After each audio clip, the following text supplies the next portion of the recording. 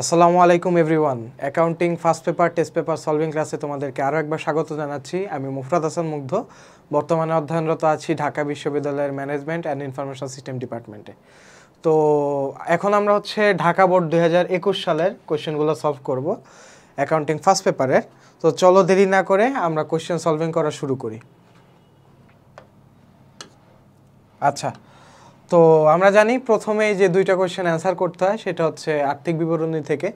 তো আর্থিক বিবরণী অ্যান্সারের করার ক্ষেত্রে একটা জিনিস সবসময় মাথায় রাখবা যে এই আর্থিক বিবরণী তুমি যত কম টাইমলি তুমি অ্যান্সার করে বের হয়ে আসতে পারবা, তত কম টাইমে তুমি তোমার এক্সামের অ্যান্সারটা ঠিকঠাক মতো দিতে পারবা। তাই আর্থিক বিবরণী তোমার সলভ করার টেকনিকটা তোমাকে জানতে হবে। চলো আমরা সলভ করতে করতে টেকনিকটা শিখে নেব। আচ্ছা, তো প্রথমে যখন কোয়েশ্চেনটা হাতে পাবা, আমরা নর্মালি কি করি, মানে আমাদের ম্যাক্সিমাম স্টুডেন্টদের যে প্রবণতাটা দেখা যায় সেটা হচ্ছে কোয়েশ্চেনটা হাতে পাই ডিরেক্ট আমরা কোয়েশ্চেনে যাই, মানে চলতি দায়ের পরিমাণ নির্ণয় করো। হ্যাঁ, ওকে ফাইন, কোয়েশ্চেনে গেলাম।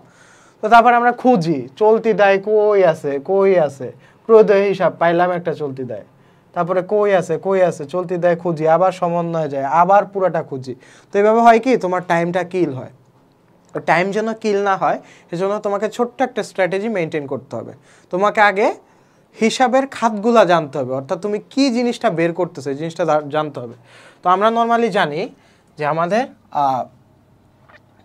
তিনটা বই আছে মেইনলি, বিশদ আয় বিবরণী বা আয় বিবরণী, আয় বিবরণী, তারপর হচ্ছে আর্থিক অবস্থার বিবরণী,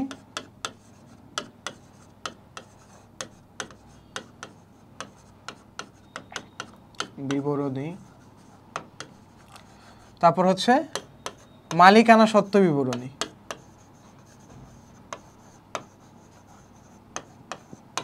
মালিকানা সত্ত্ব বিবরণী, ওকে। তো বিশদ আয় বিবরণীর ক্ষেত্রে তোমার যে সেগমেন্টগুলো আছে, তোমার মোট মুনাফা নির্ণয় করতে হবে, তারপর হচ্ছে তোমার পরিচালন মুনাফা নির্ণয় করতে হবে, তারপর নিট মুনাফা নির্ণয় করতে হবে। তো আমার এই যে তোমার সেগমেন্টগুলো আছে এগুলোরটা কোনটা কোন খাতে পড়তেছে এটাকে তোমার ডিটেক্ট করতে হবে। আর আর্থিক অবস্থার বিবরণীতে হচ্ছে সম্পদ, দায়, মালিকানা সত্ত্ব, এই তিনটা মিলিয়ে হচ্ছে আর্থিক অবস্থার বিবরণী। আর মালিকানা সত্ত্ব বিবরণীর মধ্যে মূলধন, নিট লাভ বা ক্ষতি,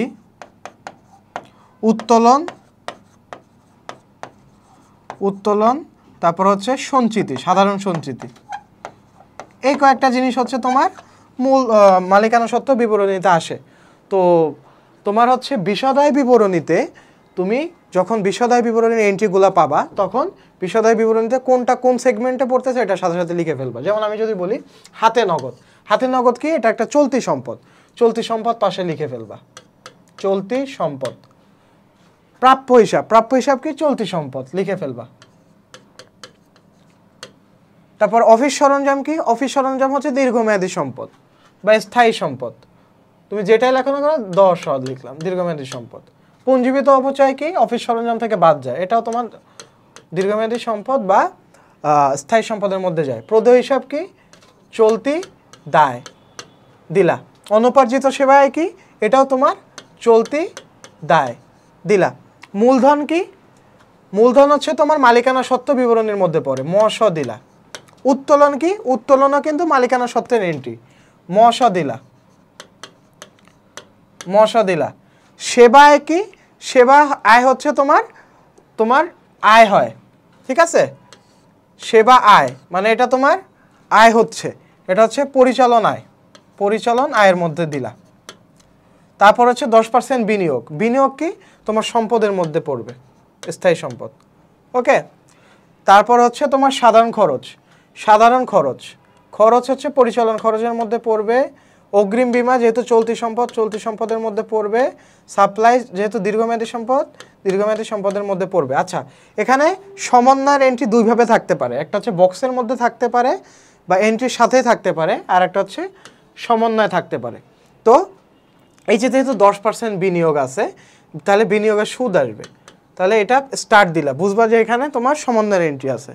তারপর অনুপার্জিত সেবায়ের ৮,০০০ টাকা উপার্জিত হয়েছে, তার মানে অনুপার্জিত সেবায় কই ছিল, এটার সাথে সমন্বয়ের এন্ট্রি আছে, এখানে স্টার্ট দিবা। প্রতি মাসে 500 টাকা করে বিমা খরচ অতিক্রান্ত হয়েছে, তার মানে বিমা খরচ কই, বিমা খরচ সাথে খরচ সেবায় বিমা অগ্রিম বিমা। আচ্ছা, এই বিমা খরচ অগ্রিম বিমার এখানে আছে, এখানে স্টার্ট দিবা। তারপর সাপ্লাইজ 3000 টাকা মজুদ আছে, সাপ্লাইজ কী আছে, এই যে সাপ্লাইজ, এখানে স্টার্ট দিবা। অফিস সরঞ্জামের উপর 10% অবচয় ধরতে হবে, অফিস সরঞ্জাম কই আছে, এই যে অফিস সরঞ্জাম, এখানে স্টার্ট দিবা। তো এখানে যখন তুমি কোশ্চেন আগে অ্যানালাইসিস করে ফেলবা, তখন তুমি যখন অ্যান্সার করবা তোমার আর ফিরেও তাকাতে হবে না, তুমি ধাপাধাপ কোশ্চেন দেখবা। এখানে অফিস সরঞ্জাম আছে, ওকে, এখানে স্টার আছে, চলো সমন্বয় খুঁজি, বোঝা গেছে? তো চলো এখন আমরা অ্যান্সারে যাই। চলতি দায়ের পরিমাণ নির্ণয় করো। তো চলতি দায়ের পরিমাণ নির্ণয় করি, চলো। চলতি দায় কি কি আছে, প্রদেয় হিসাব, অনুপার্জিত সেবায় বা অর্জিত অংশ। আচ্ছা দেখো চলতি দায় কি কি আছে, দেখো চলতি দায়, ঠিক আছে, এই যে চলতি দায় আছে, প্রদেয় হিসাব দিলা, কেটে দিলা, লিখে ফেললা, কেটে দিবা। অনুপার্জিত সেবায় চলতি দায়, এই যে দেখো পাশে স্টার আছে, তার মানে এখানে তোমার সমন্বয়ের এন্ট্রি আছে। এই যে অনুপার্জিত সেবায় ৮,০০০ টাকা উপার্জিত হয়েছে, তার মানে ৮,০০০ টাকাটা বাদ যাবে। তাহলে দেখো এই যে অনুপার্জিত সেবায় দিলা ১২,০০০, অর্জিত অংশ ৮,০০০, বাদ দিয়ে ৪,০০০ টাকা টোটাল চলতি দায়। দেখো এখানে কি আর চলতি দায় এন্ট্রি আছে, এই যে চলতি দায় এন্ট্রি করে ফেললা, শেষ, এটার কাজ শেষ, কেটে দিলা। আর চলতি দায় আছে, দেখো চলতি দায় আর নাই, ঠিক আছে। তো গেল, ক নাম্বার গেল। এখন আসো খ নাম্বারে, বলছে আয় বিবরণী প্রস্তুত করো, তারপরে বলছে মোট সম্পদের পরিমাণ নির্ণয় করো। আচ্ছা, আয় বিবরণী প্রস্তুত করো। আয় বিবরণীতে কি আছে, ফার্স্টে সেবায় আসবে। আচ্ছা, যেহেতু এটা তোমার সেবায় রিলেটেড কোম্পানি, তো তোমার হচ্ছে এখানে তোমার আয় থেকে ব্যয়সমূহ বাদ দিলে যা থাকবে সেটা হচ্ছে তোমার নিট মুনাফা, ওকে। তাই দেখো আয়সমূহতে কি আছে, সেবা আয়সমূহ, এ দেখো সেবা আয় কই আছে, এই যে আয় সেবায় পরিচালনায়, ঠিক আছে, এই যে ১,৫০,০০০ টাকা দিলা, ১,৫০,০০০ টাকা।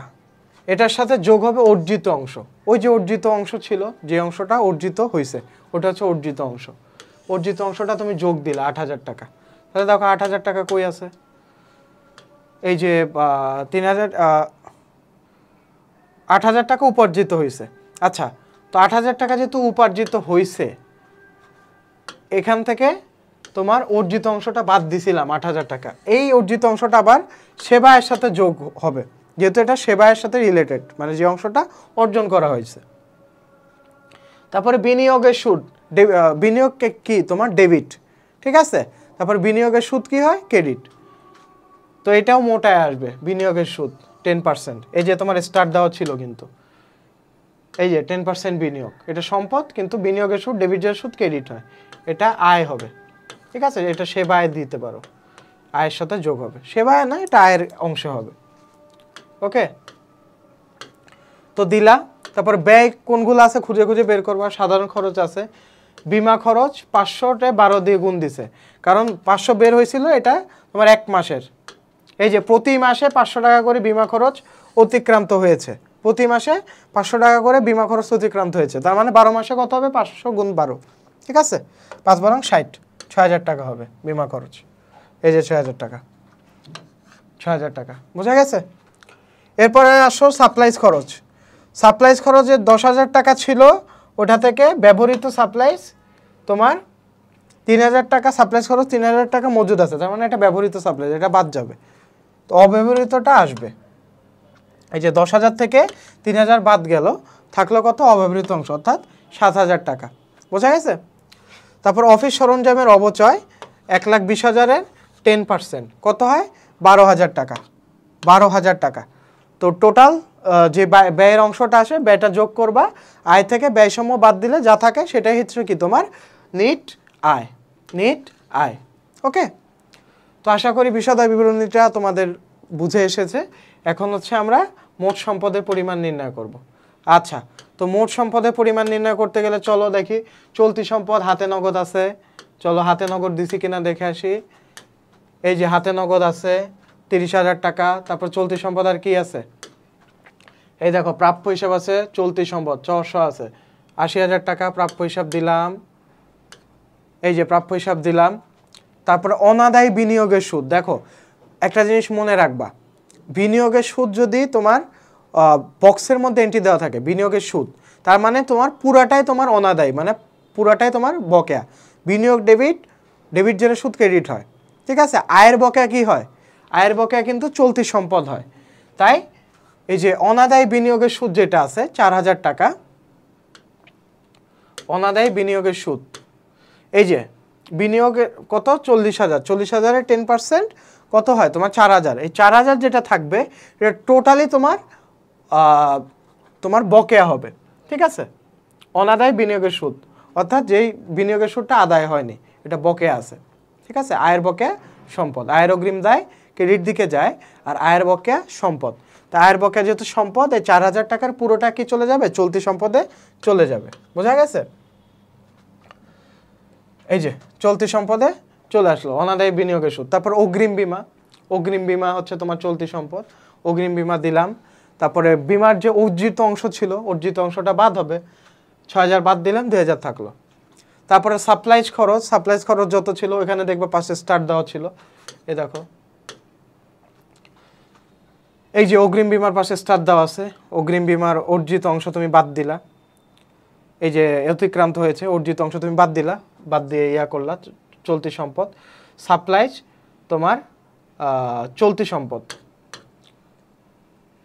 সাপ্লাইজ খরচ, আচ্ছা তো সরি এখানে ভুল আমি একটু লিখছিলাম, এখানে দীর্ঘমেয়াদী সম্পদ দিয়েছি, সাপ্লাইজ হচ্ছে তোমার চলতি সম্পদ, ওকে চলতি সম্পদ সাপ্লাইজ। তো চলতি সম্পদ নির্ণয় করলাম, সাপ্লাইজ 10,000, 10,000 থেকে সাপ্লাইজ 3,000 টাকা মজুদ আছে, তার মানে ব্যবহৃত অংশটা এটা তুমি বাদ দিবা, 10,000 থেকে 3,000 বাদ দিয়ে অব্যবহৃতটা এখানে আনবা, 7,000 থাকলো। তারপর হচ্ছে অবচয় আছে, এই অবচয়টা হচ্ছে তোমার এক ধরনের ব্যয়। আচ্ছা এই যে সাপ্লাইজ থেকে সাপ্লাইজ খরচ তুমি বাদ দিলা, 1,19,000 থাকলো, এটা হচ্ছে তোমার মোট চলতি সম্পদ, চলতি সম্পদের কাজ শেষ। তারপর হচ্ছে তোমার দীর্ঘমেয়াদী বিনিয়োগ, অর্থাৎ এখন দীর্ঘমেয়াদী সম্পদগুলো, দীর্ঘমেয়াদী সম্পদের মধ্যে 10% বিনিয়োগ দিবা। তারপর হচ্ছে স্থায়ী সম্পদ দিবা। স্থায়ী সম্পদ কোন কোনগুলো ছিল, অফিস সরঞ্জাম থেকে তোমার পুঞ্জীবিত অবচয়টা বাদ যাবে। পুঞ্জীবিত অবচয় কেন 24,000 হলো, 12,000 কেন হলো, এটা 12,000 কেন হয়েছে, দেখো অফিস সরঞ্জাম কিন্তু 12,000 টাকা ছিল, ঠিক আছে।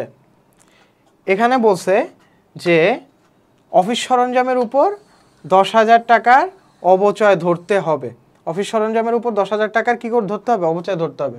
তাহলে অফিস সরঞ্জাম কত ছিল, 1,20,000 টাকা, 12,000 টাকা হলো। এখানে বলছে যে 2020 তারিখে মোট সম্পদের পরিমাণ নির্ণয় করো।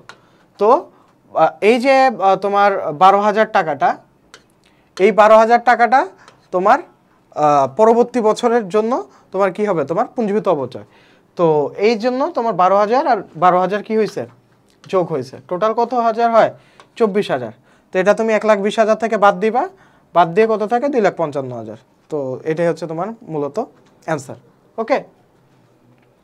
আচ্ছা তো এটা গেল, এটা হচ্ছে 1 নম্বর কোশ্চেনের সলভ গেল। আচ্ছা 1 নম্বর কোশ্চেনের সলভ গেল, এখন হচ্ছে আমরা 2 নম্বর কোশ্চেনে সলভ করব। তো 2 নম্বর কোশ্চেনও সেমভাবে আগে ক্যাটাগরি করে ফেলবা, নগদ ও ব্যাংক, এটা কি তোমার চলতি সম্পদ, চলতি সম্পদ দিলা, প্রাপ্য হিসাব চলতি সম্পদ দিলা, মজুদ পণ্য প্রারম্ভিক মজুদ পণ্য, যেহেতু 1 তারিখের মজুদ পণ্য তাই এটা প্রারম্ভিক মজুদ পণ্য, এটা বিক্রিত পণ্যের ব্যয়ের মধ্যে যাবে, বিক্রিত পণ্যের ব্যয়। আর বিক্রিত পণ্যের ব্যয়ের সূত্র কি, বিক্রিত পণ্যের ব্যয়ের সূত্র হচ্ছে প্রারম্ভিক মজুদ পণ্য যোগ ক্রয় সংক্রান্ত অন্যান্য খরচ মাইনাস সমাপনী মজুদ পণ্য, ঠিক আছে। তো কল কবজা এটা তোমার দীর্ঘমেয়াদী সম্পদ দিলা, দীর্ঘমেয়াদী সম্পদ দিলা। প্রদেয় হিসাব এটা হচ্ছে চলতি দায় দিলা। শিক্ষানবিশ স্যালামি, শিক্ষানবিশ স্যালামি কি তোমার আয়, শিক্ষানবিশ স্যালামি আয়। এখানে যেহেতু 3 বছরের জন্য আছে তার মানে এখানে সমন্বয় আছে। ঋণ, ঋণ হচ্ছে 1/7, তার মানে জুলাই থেকে January February March April May June July, July থেকে কাউন্ট হয়েছে, জুলাই থেকে কাউন্ট হয়েছে। July, August, September, October, November, December, তার মানে 6 মাসেরটা কাউন্ট হবে। ঠিক আছে, এটা ঋণের বকেয়া সুদ থাকতে পারে। ওকে, তো এটা একটা স্টার্ট দিলা। এটা হচ্ছে দীর্ঘমেয়াদী দায়। দীর্ঘমেয়াদী দায়, ঋণ দীর্ঘমেয়াদী দায়। মূলধন, মূলধন হচ্ছে মালিকানা সত্ত্বের মধ্যে পড়ে। এখানে মালিকানা সত্ত্বের মধ্যে পড়ে। উত্তোলন মালিকানা সত্ত্বের মধ্যে পড়ে।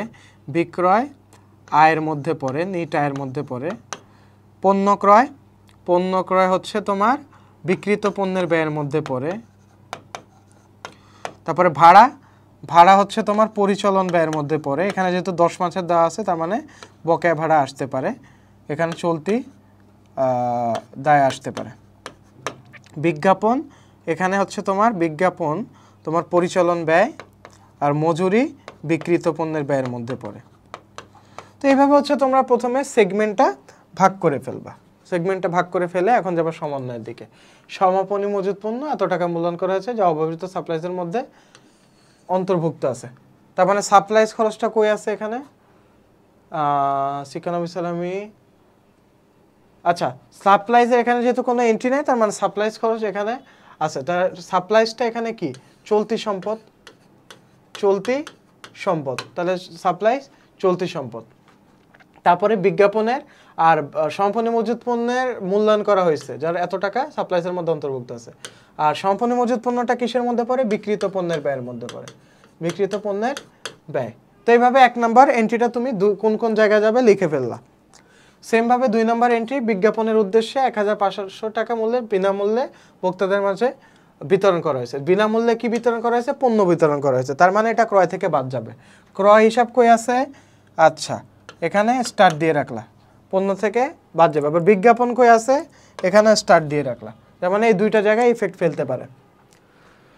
তারপরে মোট বিজ্ঞাপন খরচের 2/5 অবলোপন করতে হবে। তারপরে বিজ্ঞাপন অবলোপন, বিজ্ঞাপন আবার স্টার্ট দাও। তার মানে এখানে দুইটা সমন্বয়ের এন্ট্রি আছে। তারপরে মালিক কর্তৃক 5000 টাকা পণ্য উত্তোলন করা হয়েছে, যা হিসাবভুক্ত করা হয়নি। তেমনিভাবে ক্রয় হিসাবে আবার স্টার্ট দাও পণ্য ক্রয়ে, যেহেতু মালিক কর্তৃক উত্তোলন করা হয়েছে। তারপরে হচ্ছে উত্তোলনের সাথে তোমার স্টার্ট দাও, এটা তোমার উত্তোলন হিসাবে প্রভাব ফেলবে। আচ্ছা এখন চলো আমরা কোশ্চেন সলভ করি।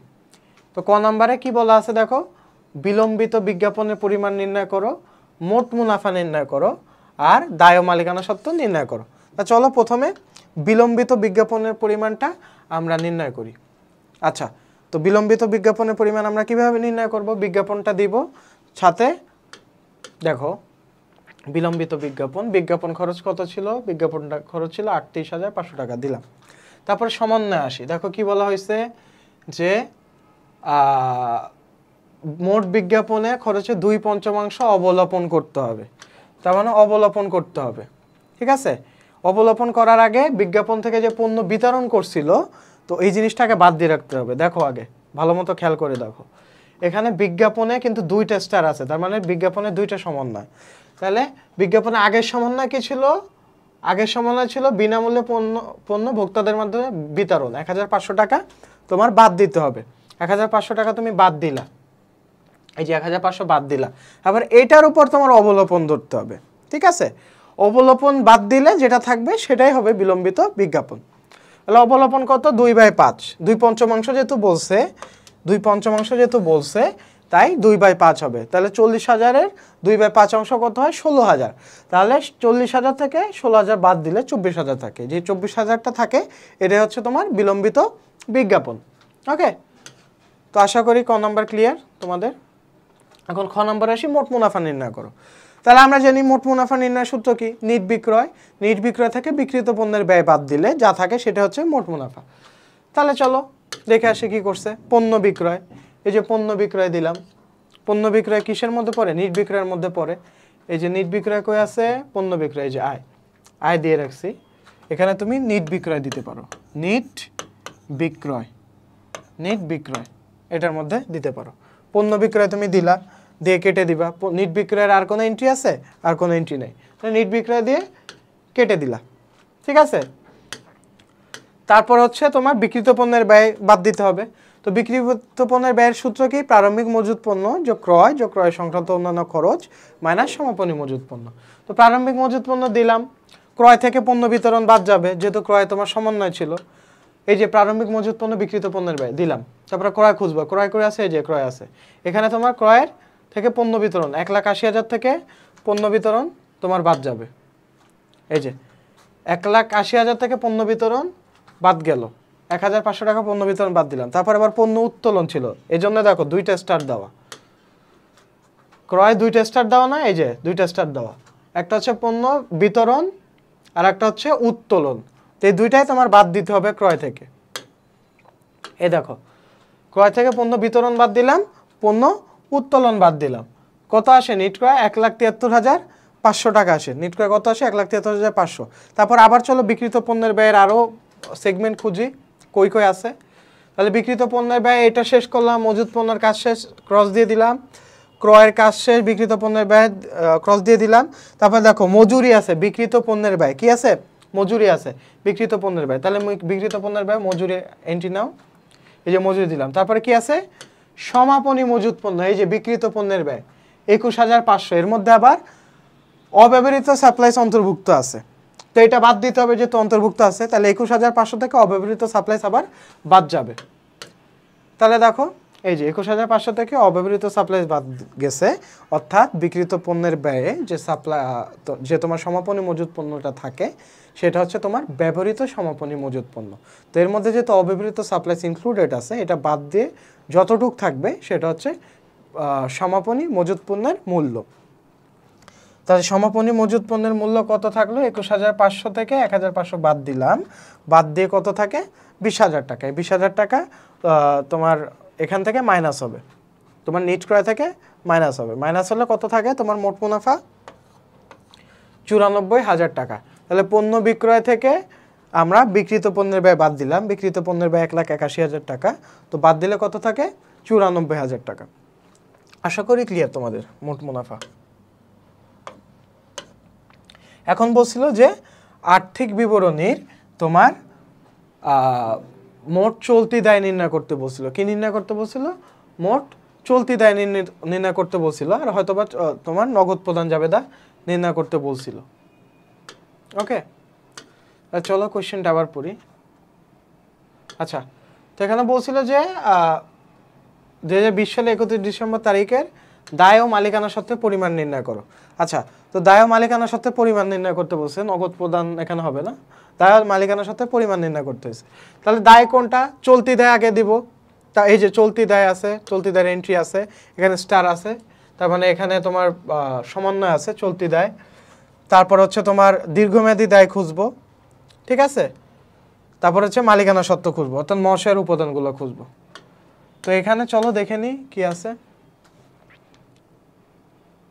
এই যে তোমার চলতি দায় তোমার কত? প্রদ হিসাব আনলাম, ঋণের বকেয়া সুদ, ঋণের বকেয়া সুদ যেহেতু জুলাই 1/7 ছিল, দেখো এই যে 1/7 যেহেতু ছিল, 1/7 যেহেতু ছিল, এখানে দেখো ঋণের যে সুদটা, ক্রেডিটের সুদ ডেবিট হয়, ডেবিটের বকেয়া অর্থাৎ খরচের বকেয়া কিন্তু চলতি দায় হয়। তাই এখানে ঋণের বকেয়া সুদ এটা হচ্ছে তোমার চলতি দায়।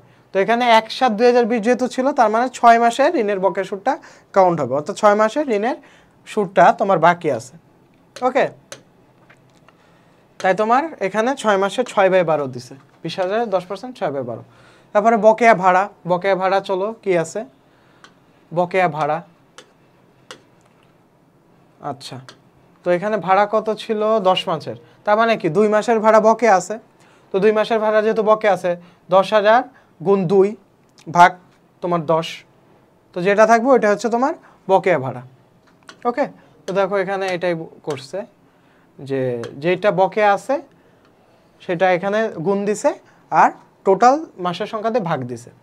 তারপর হচ্ছে শিক্ষানবিশ সালামি, আয়ের অগ্রিম দায় ক্রেডিট দিকে যায়, অগ্রিম শিক্ষানবিশ সালামি কি তোমার চলতি দায়। তো এখানে তোমার 2 শিক্ষানবিশ সালামি দেখো কি আছে এন্ট্রি, 2/3 কেন হলো? এখানে বলছে যে শিক্ষানবিশ সালামি 3 বছরের জন্য, শিক্ষানবিশ সালামি 3 বছরের জন্য, তার মানে কি শিক্ষানবিশ সালামি যেহেতু 3 বছরের জন্য দেওয়া আছে, তার মানে কি তোমার 2 বছরের অগ্রিম দেওয়া আছে। ওই অগ্রিম যেহেতু 2 বছরের দেওয়া আছে, তা অগ্রিম শিক্ষানবিশ সালামিটা পুরা দায়ের খাতে চলে যাবে, অর্থাৎ এটা চলতি দায়, ঠিক আছে। আয়ের অগ্রিম দায় ক্রেডিট দিকে যায়, তা 2/3 দিয়ে এখানে গুণ হয়েছে। অর্থাৎ 2 বছরের তোমার অগ্রিম দেওয়া হয়েছে আর 1 বছর তো কারেন্ট বছরের আছে, এই যে 2/3 দিয়ে গুণ হয়েছে। তো এটা হচ্ছে মোট চলতি দায়। এখানে মনে হয় সলভে তোমার নগদ প্রদান জাবেদা ভুলে দিয়ে দিছে, এখানে সলভে নগদ প্রদান জাবেদা হবে না, এখানে মোট চলতি দায়। তারপরে কোশ্চেনে কি বলছিল, আচ্ছা তারপরে দীর্ঘমেয়াদী দায়। দীর্ঘমেয়াদী দায় কোনটা, এই যে দীর্ঘমেয়াদী দায় ঋণটা শুধু যোগ হবে আর কোনোটা যোগ হবে না, ঋণটা যোগ হবে শেষ, দীর্ঘমেয়াদী দায় শেষ।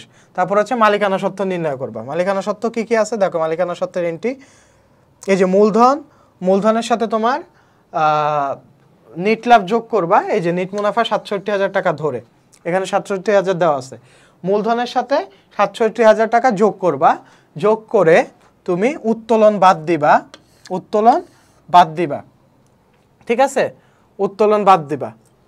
উত্তোলন বাদ দেওয়ার পরে এখানে উত্তোলন কয়টা বাদ দিবা, এখানে উত্তোলন আছে আবার এখানেও উত্তোলন আছে, দুইটা উত্তোলনে যোগ করে বাদ দিয়ে দিবা, ঠিক আছে। তারপর এখানে যেহেতু সাধারণ সঞ্চিতি নাই আর কোনো কিছু মালিকানা সত্ত্বের উপাদানও নাই, তো এই দুইটার পরে মালিকানা সত্ত্ব নির্ণয় করে মূলধন, মালিকানা সত্ত্ব নির্ণয় করে দায়, মোট দায় এবং মালিকানা সত্ত্ব যোগ করে দিবা, যেটা হবে ওইটাই অ্যান্সার, ঠিক আছে।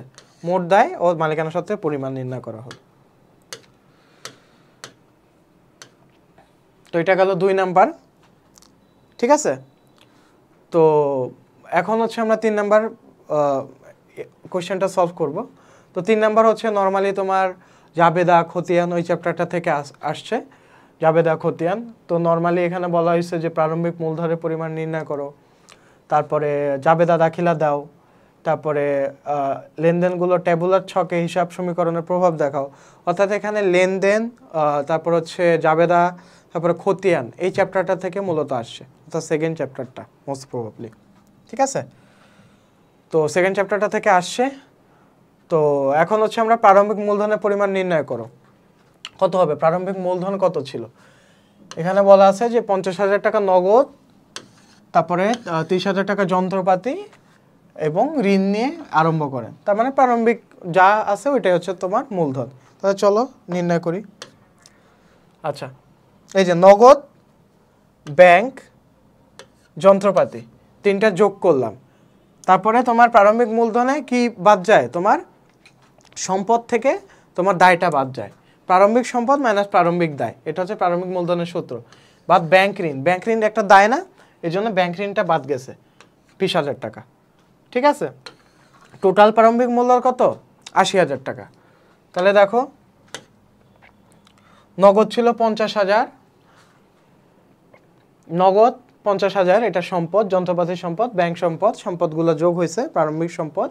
আর প্রারম্ভিক দায় কত ছিল, 20,000 টাকার ঋণ, ঋণ একটা দায়, এই জন্য প্রারম্ভিক সম্পদ থেকে প্রারম্ভিক দায় বাদ দিলে যা থাকে সেটাই হচ্ছে তোমার প্রারম্ভিক মূলধনের পরিমাণ।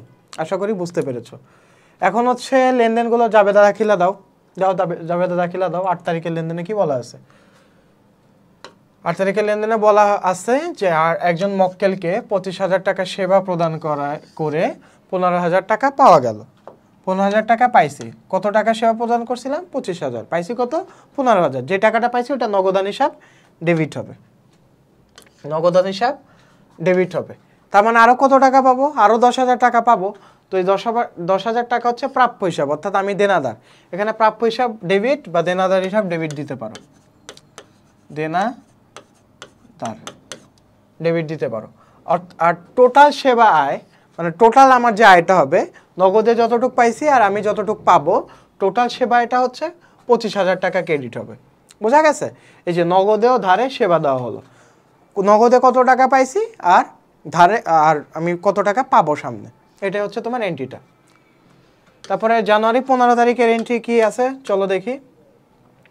জানুয়ারি 15 তারিখে আছে নগদে সাপ্লাইজ ক্রয় করা হলো। এখন দেখো নগদে সাপ্লাইজ ক্রয় করা হলো, সাপ্লাই যেহেতু ক্রয় করা হয়েছে তার মানে সাপ্লাইজ হিসাব ডেবিট, অর্থাৎ সাপ্লাইজটা আসছে, এবং নগদান হিসাব ক্রেডিট, যেহেতু নগদ টাকাটা চলে গেছে। ওকে, তারপরে 25 তারিখ ব্যাংক ঋণ পরিশোধ করা হলো 10,000 টাকা। আচ্ছা, ব্যাংক ঋণ পরিশোধ করা হলো 10,000 টাকা, ব্যাংক ঋণ পরিশোধ করা হলো 10,000 টাকা, তার মানে 10,000 টাকা আমার চলে গেছে, ঠিক আছে। 10,000 টাকা যেহেতু চলে গেছে তাই তোমার নগদান হিসাব ক্রেডিট হবে, এই যে নগদান হিসাব ক্রেডিট হয়েছে। আর ব্যাংক ঋণ যেহেতু পরিশোধ করা হয়েছে তাই ব্যাংক ঋণ হিসাব ডেবিট হবে, যেহেতু পাওনাদার কমে গেছে, ঠিক আছে। এই যে ব্যাংক ঋণ হিসাব ডেবিট, নগদান হিসাব ক্রেডিট। তেমনিভাবে 15 তারিখে সাপ্লাইজ হিসাব ডেবিট, নগদান হিসাব ক্রেডিট। ঠিক আছে, তারপরে হচ্ছে 30 তারিখের লেনদেনে কি আছে, সাপ্লাইজ ব্যবহৃত হয়েছে 2000 টাকা। আচ্ছা, সাপ্লাইজ ব্যবহৃত হয়েছে 2000 টাকা। তো সাপ্লাই যেহেতু ব্যবহৃত হয়েছে, তো কিসের বিপরীতে ব্যবহৃত হয়েছে, সাপ্লাই যেহেতু একটা সম্পদ, সম্পদের বিপরীতে ব্যবহৃত হয়েছে, তাই সাপ্লাইজ খরচ হিসাব ডেবিট হবে এবং যে সম্পদের বিপরীতে ব্যবহৃত হয়েছে সম্পদটা ক্রেডিট হবে। সাপ্লাইজ খরচ হিসাব ডেবিট আর সাপ্লাইজ হিসাব ক্রেডিট। এটার জাবেদাটা মুখস্থ রাখবো সবসময়, সাপ্লাইজ খরচ ডেবিট আর সাপ্লাইজ হিসাব ক্রেডিট, ব্যবহৃত সাপ্লাইজ হিসাবভুক্ত করা হলো। ওকে, তো এই হচ্ছে মূলত তোমার জাবেদা। এখন হচ্ছে তোমার টেবুলার ছকে প্রস্তুত করতে বলছে। তো টেবুলার ছকে প্রস্তুত করো, সম্পদ সমান সমান দায় প্লাস মালিকানা সত্ত্ব আর মন্তব্য। তো এখানে মূলত তুমি মালিকানা সত্ত্বে আয়, মূলধন, আয় ব্যয় আলাদা করে না দিয়ে এটা মালিকানা সত্ত্বের টোটাল একটা থাকবে, একটা ছক থাকবে, আর মালিকানা সত্ত্বের নিচে সি প্লাস আর মাইনাস ই মাইনাস ডি দিয়ে দিবা, তাহলে বোঝা যাবে। সি হচ্ছে ক্যাপিটাল, আর হচ্ছে রেভিনিউ, ই হচ্ছে এক্সপেন্সেস, ডি হচ্ছে ড্রয়িং। এখানে ড্রয়িং কিন্তু এটা মাইনাস, প্লাস না, সব মাইনাস। আচ্ছা, তো 1 তারিখে কি করছিলাম, নগদ টাকা 50,000 আসছিল, নগদের ঘরে বৃদ্ধি করলাম সম্পদে। ব্যাংকে 20,000 আসছিল, বৃদ্ধি করলাম। যন্ত্রপাতি 30,000 টাকা বৃদ্ধি করলাম। তারপরে ব্যাংক ঋণ যেহেতু একটা দায়, 20,000 টাকা দায় বৃদ্ধি করলাম। ওকে, তাহলে এখানে 50, 60, 70, 80, 90, 110, 110। ঠিক আছে, 80, 90, 100। আচ্ছা, 1 লাখ, 1 লাখ থেকে 20,000 বাদ দিলে কত থাকে, যে টাকাটা থাকবে ওটা হচ্ছে তোমার মূলধন। তো মূলধন ক্রেডিট 80,000 টাকা। তো প্রথমে এখানে 50, 60, 70, 80, 90, 100। 1 লাখ থেকে তোমার 20,000 বাদ দিলে কত থাকে, 80,000 টাকা। 80,000 টাকা হচ্ছে তোমার মূলধন, তার মানে মূলধন আনয়ন করা হলো। তারপরে 8 তারিখের লেনদেনে কি ছিল, 8 তারিখে চলো তারপরে প্রত্যেকটার আমরা ক্লোজ করব। ক্লোজ করে প্রত্যেকটার ব্যালেন্স টানবো। 50,000 বসালাম, 20,000 বসালাম, 30,000 বসালাম, 20,000 বসালাম, 80,000 বসালাম। ঠিক আছে, ব্যালেন্স টানলাম। টেনে চলো 8 তারিখের লেনদেনে কি দেওয়া ছিল। 8 তারিখে বলছে 25,000 টাকা সেবা প্রদান করে 15,000 টাকা পাওয়া গেল। তার মানে যেহেতু 15,000 টাকা পাওয়া গেছে, তার মানে 15,000 টাকা যোগ হবে নগদের ঘরে। এই যে 15,000 টাকা যোগ হয়েছে, আর আরও পাবো কত, আরও 10,000 টাকা পাবো। এটা প্রাপ্য হিসাবের এখানে 10,000 টাকা যোগ হলো। ঠিক আছে, তো 15 10 কত হয়, 25, 25,000 টাকা তোমার কি হবে, আয় হবে। এটা সেবা হিসাবে ইনক্লুডেড হয়ে গেছে। ওকে, তো প্রত্যেকটা আবার নামাও এন্ট্রি করে। 50 আর 15 কত, 65,000, 20,000 নামালা, 30,000 নামালা, 10,000 নামালা, এখানে 20,000 নামালা, 80,000 নামালা, 25,000 নামালা। তো নামানোর পর এখন আমরা পরবর্তী তারিখের এন্ট্রিতে যাব। পরবর্তী তারিখে এন্ট্রিতে কি ছিল, 15 তারিখ। 15 তারিখের এন্ট্রিতে ছিল নগদে সাপ্লাইজ ক্রয় করা হলো। যেহেতু নগদে সাপ্লাইজ ক্রয় করছি, তাই নগদ থেকে আমার টাকাটা কমে গেছে।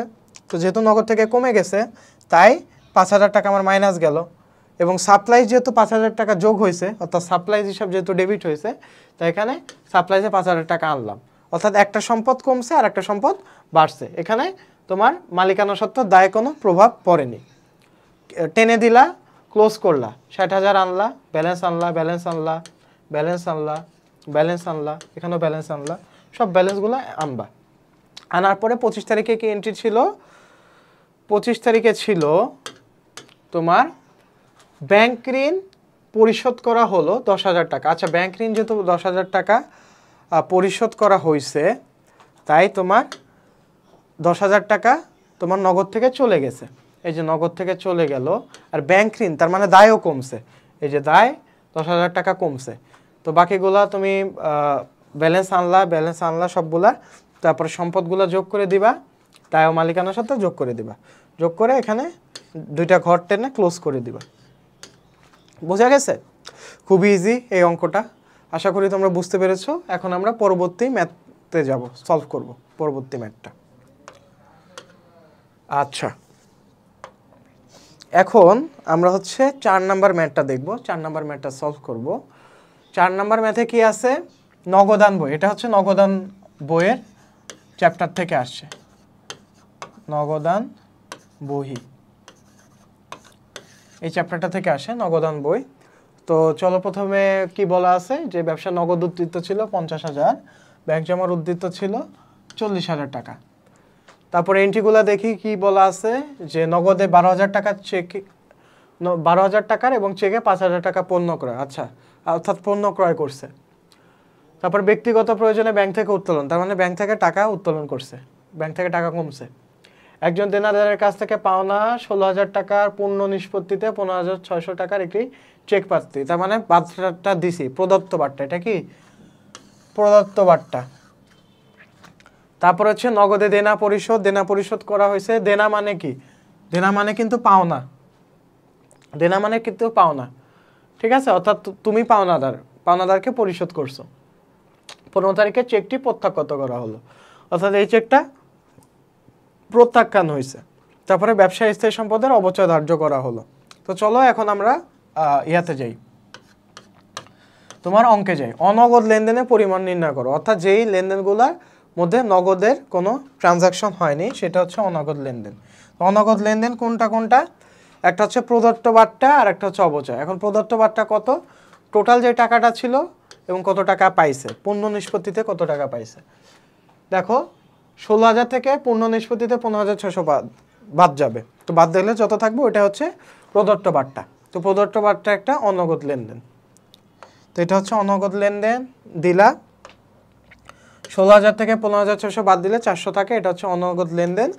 তারপর হচ্ছে অবচয়, অবচয় কত তোমার, এটাও কিন্তু অনগদ লেনদেন, এটা হচ্ছে তোমার 2,000 টাকা। এখানে কত ছিল অবচয়? 30 তারিখে এই যে ব্যবসায় স্থায়ী সম্পদের অবচয় ধার্য করা হলো 2,000 টাকা, স্থায়ী সম্পদের অবচয়, এটাও কিন্তু তোমার অনগদ লেনদেন, ঠিক আছে, 2,000 টাকা। তো এটা তোমার যোগ করে টোটাল 2,400 টাকা আসে। এই 2,400 টাকায় হচ্ছে তোমার মোট অনগদ লেনদেনের পরিমাণ। আশা করি বুঝতে পেরেছো। এখন হচ্ছে তোমার জাবেদা দাখিলা প্রস্তুত করতে বলছে, কোন কোন তারিখের? 2, 10, 15, 25। 2 তারিখে কি ছিল? নগদে 12,000 টাকার এবং চেকে 5,000 টাকার পণ্য ক্রয়। আচ্ছা, পণ্য ক্রয়, এটার ক্রয় করলে ডেবিট হয়, তাহলে ক্রয় হিসাব ডেবিট, নগদান হিসাব ক্রেডিট, আর ব্যাংক হিসাব ক্রেডিট। নগদান হিসাব ক্রেডিট কত হবে? 12,000, আর ব্যাংক হিসাব ক্রেডিট কত হবে? 5,000। আর টোটাল পণ্য ক্রয় কত হবে? 12,000 আর 5,000 কত হয়? 17,000। চলো দেখে নিই কি আছে সলভে। আচ্ছা, এই দেখো, ক্রয় হিসাব ডেবিট হয়েছে 17,000 টাকা, নগদান হিসাব 12,000 ক্রেডিট, আর ব্যাংক হিসাব 5,000 ক্রেডিট। ওকে, টোটাল 17,000 টাকা, জানুয়ারি 2। এখন হচ্ছে জানুয়ারি 10 তারিখে কি করা হয়েছিল? ব্যক্তিগত প্রয়োজনে ব্যাংক থেকে উত্তোলন করা হয়েছিল। তো ব্যাংক থেকে যেহেতু উত্তোলন করা হয়েছে, ব্যাংক হিসাব মাইনাস যাবে এবং উত্তোলন হিসাব ডেবিট হবে। উত্তোলন হিসাব ডেবিট, ব্যাংক হিসাব ক্রেডিট, 10,000 10,000। 15 তারিখের লেনদেনে কি ছিল? 15 তারিখের লেনদেনে তোমরা কোশ্চেনটা দেখতে থাকো। 15 তারিখের লেনদেনে ছিল যে বার্তার মাধ্যমে দেনাদারের কাছ থেকে চেক পাওয়া গেছে, ঠিক আছে, দেনাদারের কাছ থেকে আমি চেক যেহেতু পাইছি, তার মানে ব্যাংক হিসাব ডেবিট হবে, ব্যাংক হিসাব ডেবিট। এবং বার্তা যেহেতু আমি দিছি, এটা হচ্ছে প্রদত্ত বার্তা, তো প্রদত্ত বার্তাও ডেবিট হবে, 400 টাকা বার্তা। আর টোটাল দেনাদার হিসাব, দেনাদার হিসাব থেকে আমার অ্যাকাউন্টে যেহেতু টাকা চলে আসছে, টোটাল দেনাদার হিসাব কত হবে? ক্রেডিট হবে, ওটা হচ্ছে 16,000 টাকা। তারপরে দেখো চেক প্রত্যাখ্যান, চেক যেহেতু প্রত্যাখ্যান হয়েছে, তার মানে ব্যাংকে যে টাকাটা ঢোকার কথা ওটা ঢোকেনি, প্রত্যাখ্যান হয়েছে। আমি যেহেতু ব্যাংক অলরেডি এর আগে ডেবিট করে ফেলছিলাম, এই টাকাটা আমার ক্রেডিট করে ফেলতে হবে। এই যে ব্যাংক হিসাবটা ক্রেডিট করে ফেললাম, 15,600 ক্রেডিট করে ফেললাম। আর দেনাদার যেখান থেকে তোমার 15,600 টাকা দেনাদার হিসাব থেকে তোমার বাদ দিছিলাম বা ক্রেডিট করছিলাম, দেনাদারকে আবার ডেবিট করতে হবে, যেহেতু চেকটা প্রত্যাখ্যান হয়েছে, অর্থাৎ ফেরত গেছে। ওকে, তো এই হচ্ছে তোমার জাবেদা দাখিলা, এটা একটু তোমার ইম্পর্টেন্ট, এই টাইপের জাবেদা আসতে পারে, তো এটা একটু খেয়াল রাখবা। ওকে, তো তারপর হচ্ছে 3 ঘোড়া নগদান বই প্রস্তুত করতে বলছিল, 3 ঘোড়া নগদান বই তুমি প্রস্তুত করবা। তো 3 ঘোড়া নগদান বইয়ে জানুয়ারি 1 তারিখের ব্যালেন্স বিডি, টোটাল টাকাটা আনবা, নগদ ব্যাংক, একটা হচ্ছে ডেবিট সাইডে যাবে আর একটা ক্রেডিট সাইডে যাবে। তো যেহেতু তোমার নগদান হিসাব ডেবিট হয়েছিল, ব্যালেন্স বিডি, নগদ ডেবিট, ব্যাংক ডেবিট আসলো। তারপর হচ্ছে তোমার ক্রেডিট হয়েছিল, হচ্ছে নগদান হিসাব ক্রেডিট হয়েছিল, ক্রয় করছিল জানুয়ারি 2 তারিখে, ক্রয় হিসাবের বিপরীতে নগদান হিসাব ক্রেডিট হয়েছে। তো নগদ টাকা গেছে 12,000 আর 5,000 গেছে ব্যাংকের টাকা, এটা হচ্ছে 2 তারিখের। তারপরে 15 তারিখের লেনদেনে আসো, 15 তারিখে হচ্ছে তোমার প্রদত্ত বাট্টা 400 টাকা তুমি দেনাদারকে বাট্টা দিছিলে, এটা হচ্ছে তোমার প্রদত্ত বাট্টা।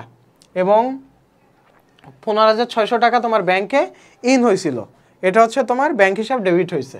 ঠিক আছে, কার বিপরীতে? দেনাদার হিসাবের বিপরীতে। তারপর হচ্ছে 10 তারিখে কি ছিল? উত্তোলন করা হয়েছে। তো উত্তোলন করলা, তোমার নগদ টাকা চলে গেল, 10,000 টাকা উত্তোলন করছো, 10,000 টাকা ক্রেডিট।